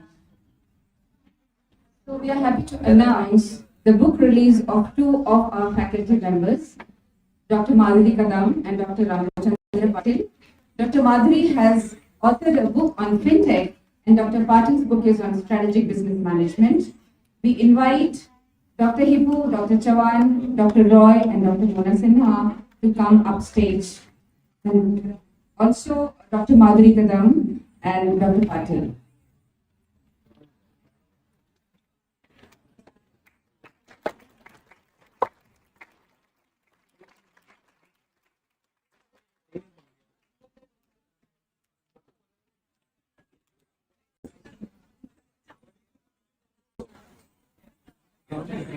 Hello.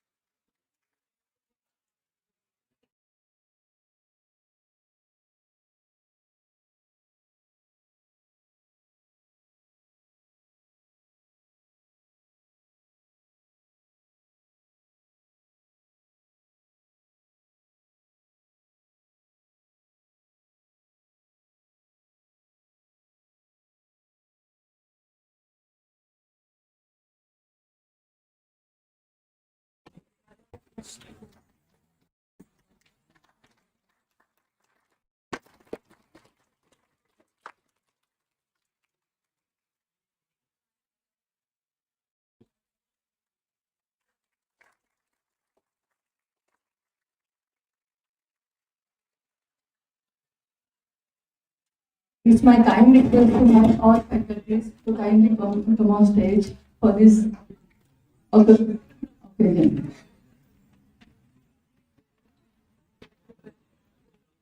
Madhuri ma'am has requested all the faculty colleagues to come upstage. Many congratulations, Dr. Madhuri and Dr. Patil.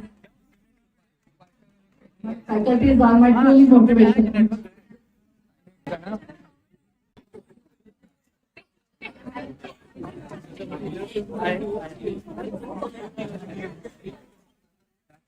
Keynote connected है check तू किसको access दे रहा है एक बार बंद कर application बंद किया था नहीं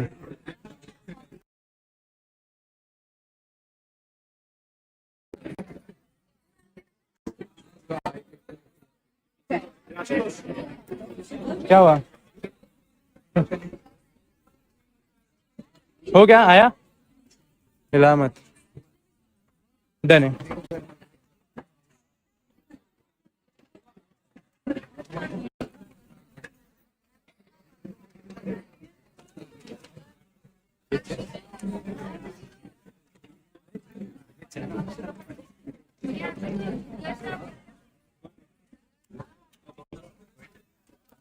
Sure.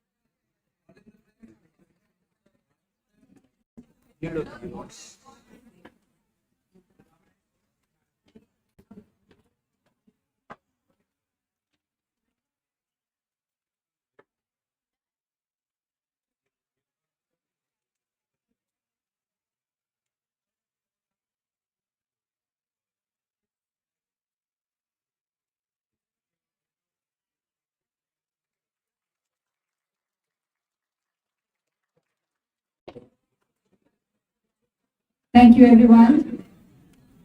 Thank you, everyone, for your patience and participation. We will now break for lunch. But before you all go for lunch, please check your respective venues for presentation. We are displaying it here. If you have any confusion, you can talk to the student volunteers. They can guide you.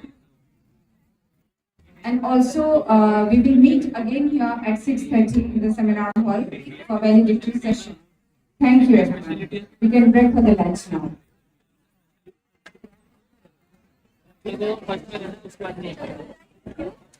maximum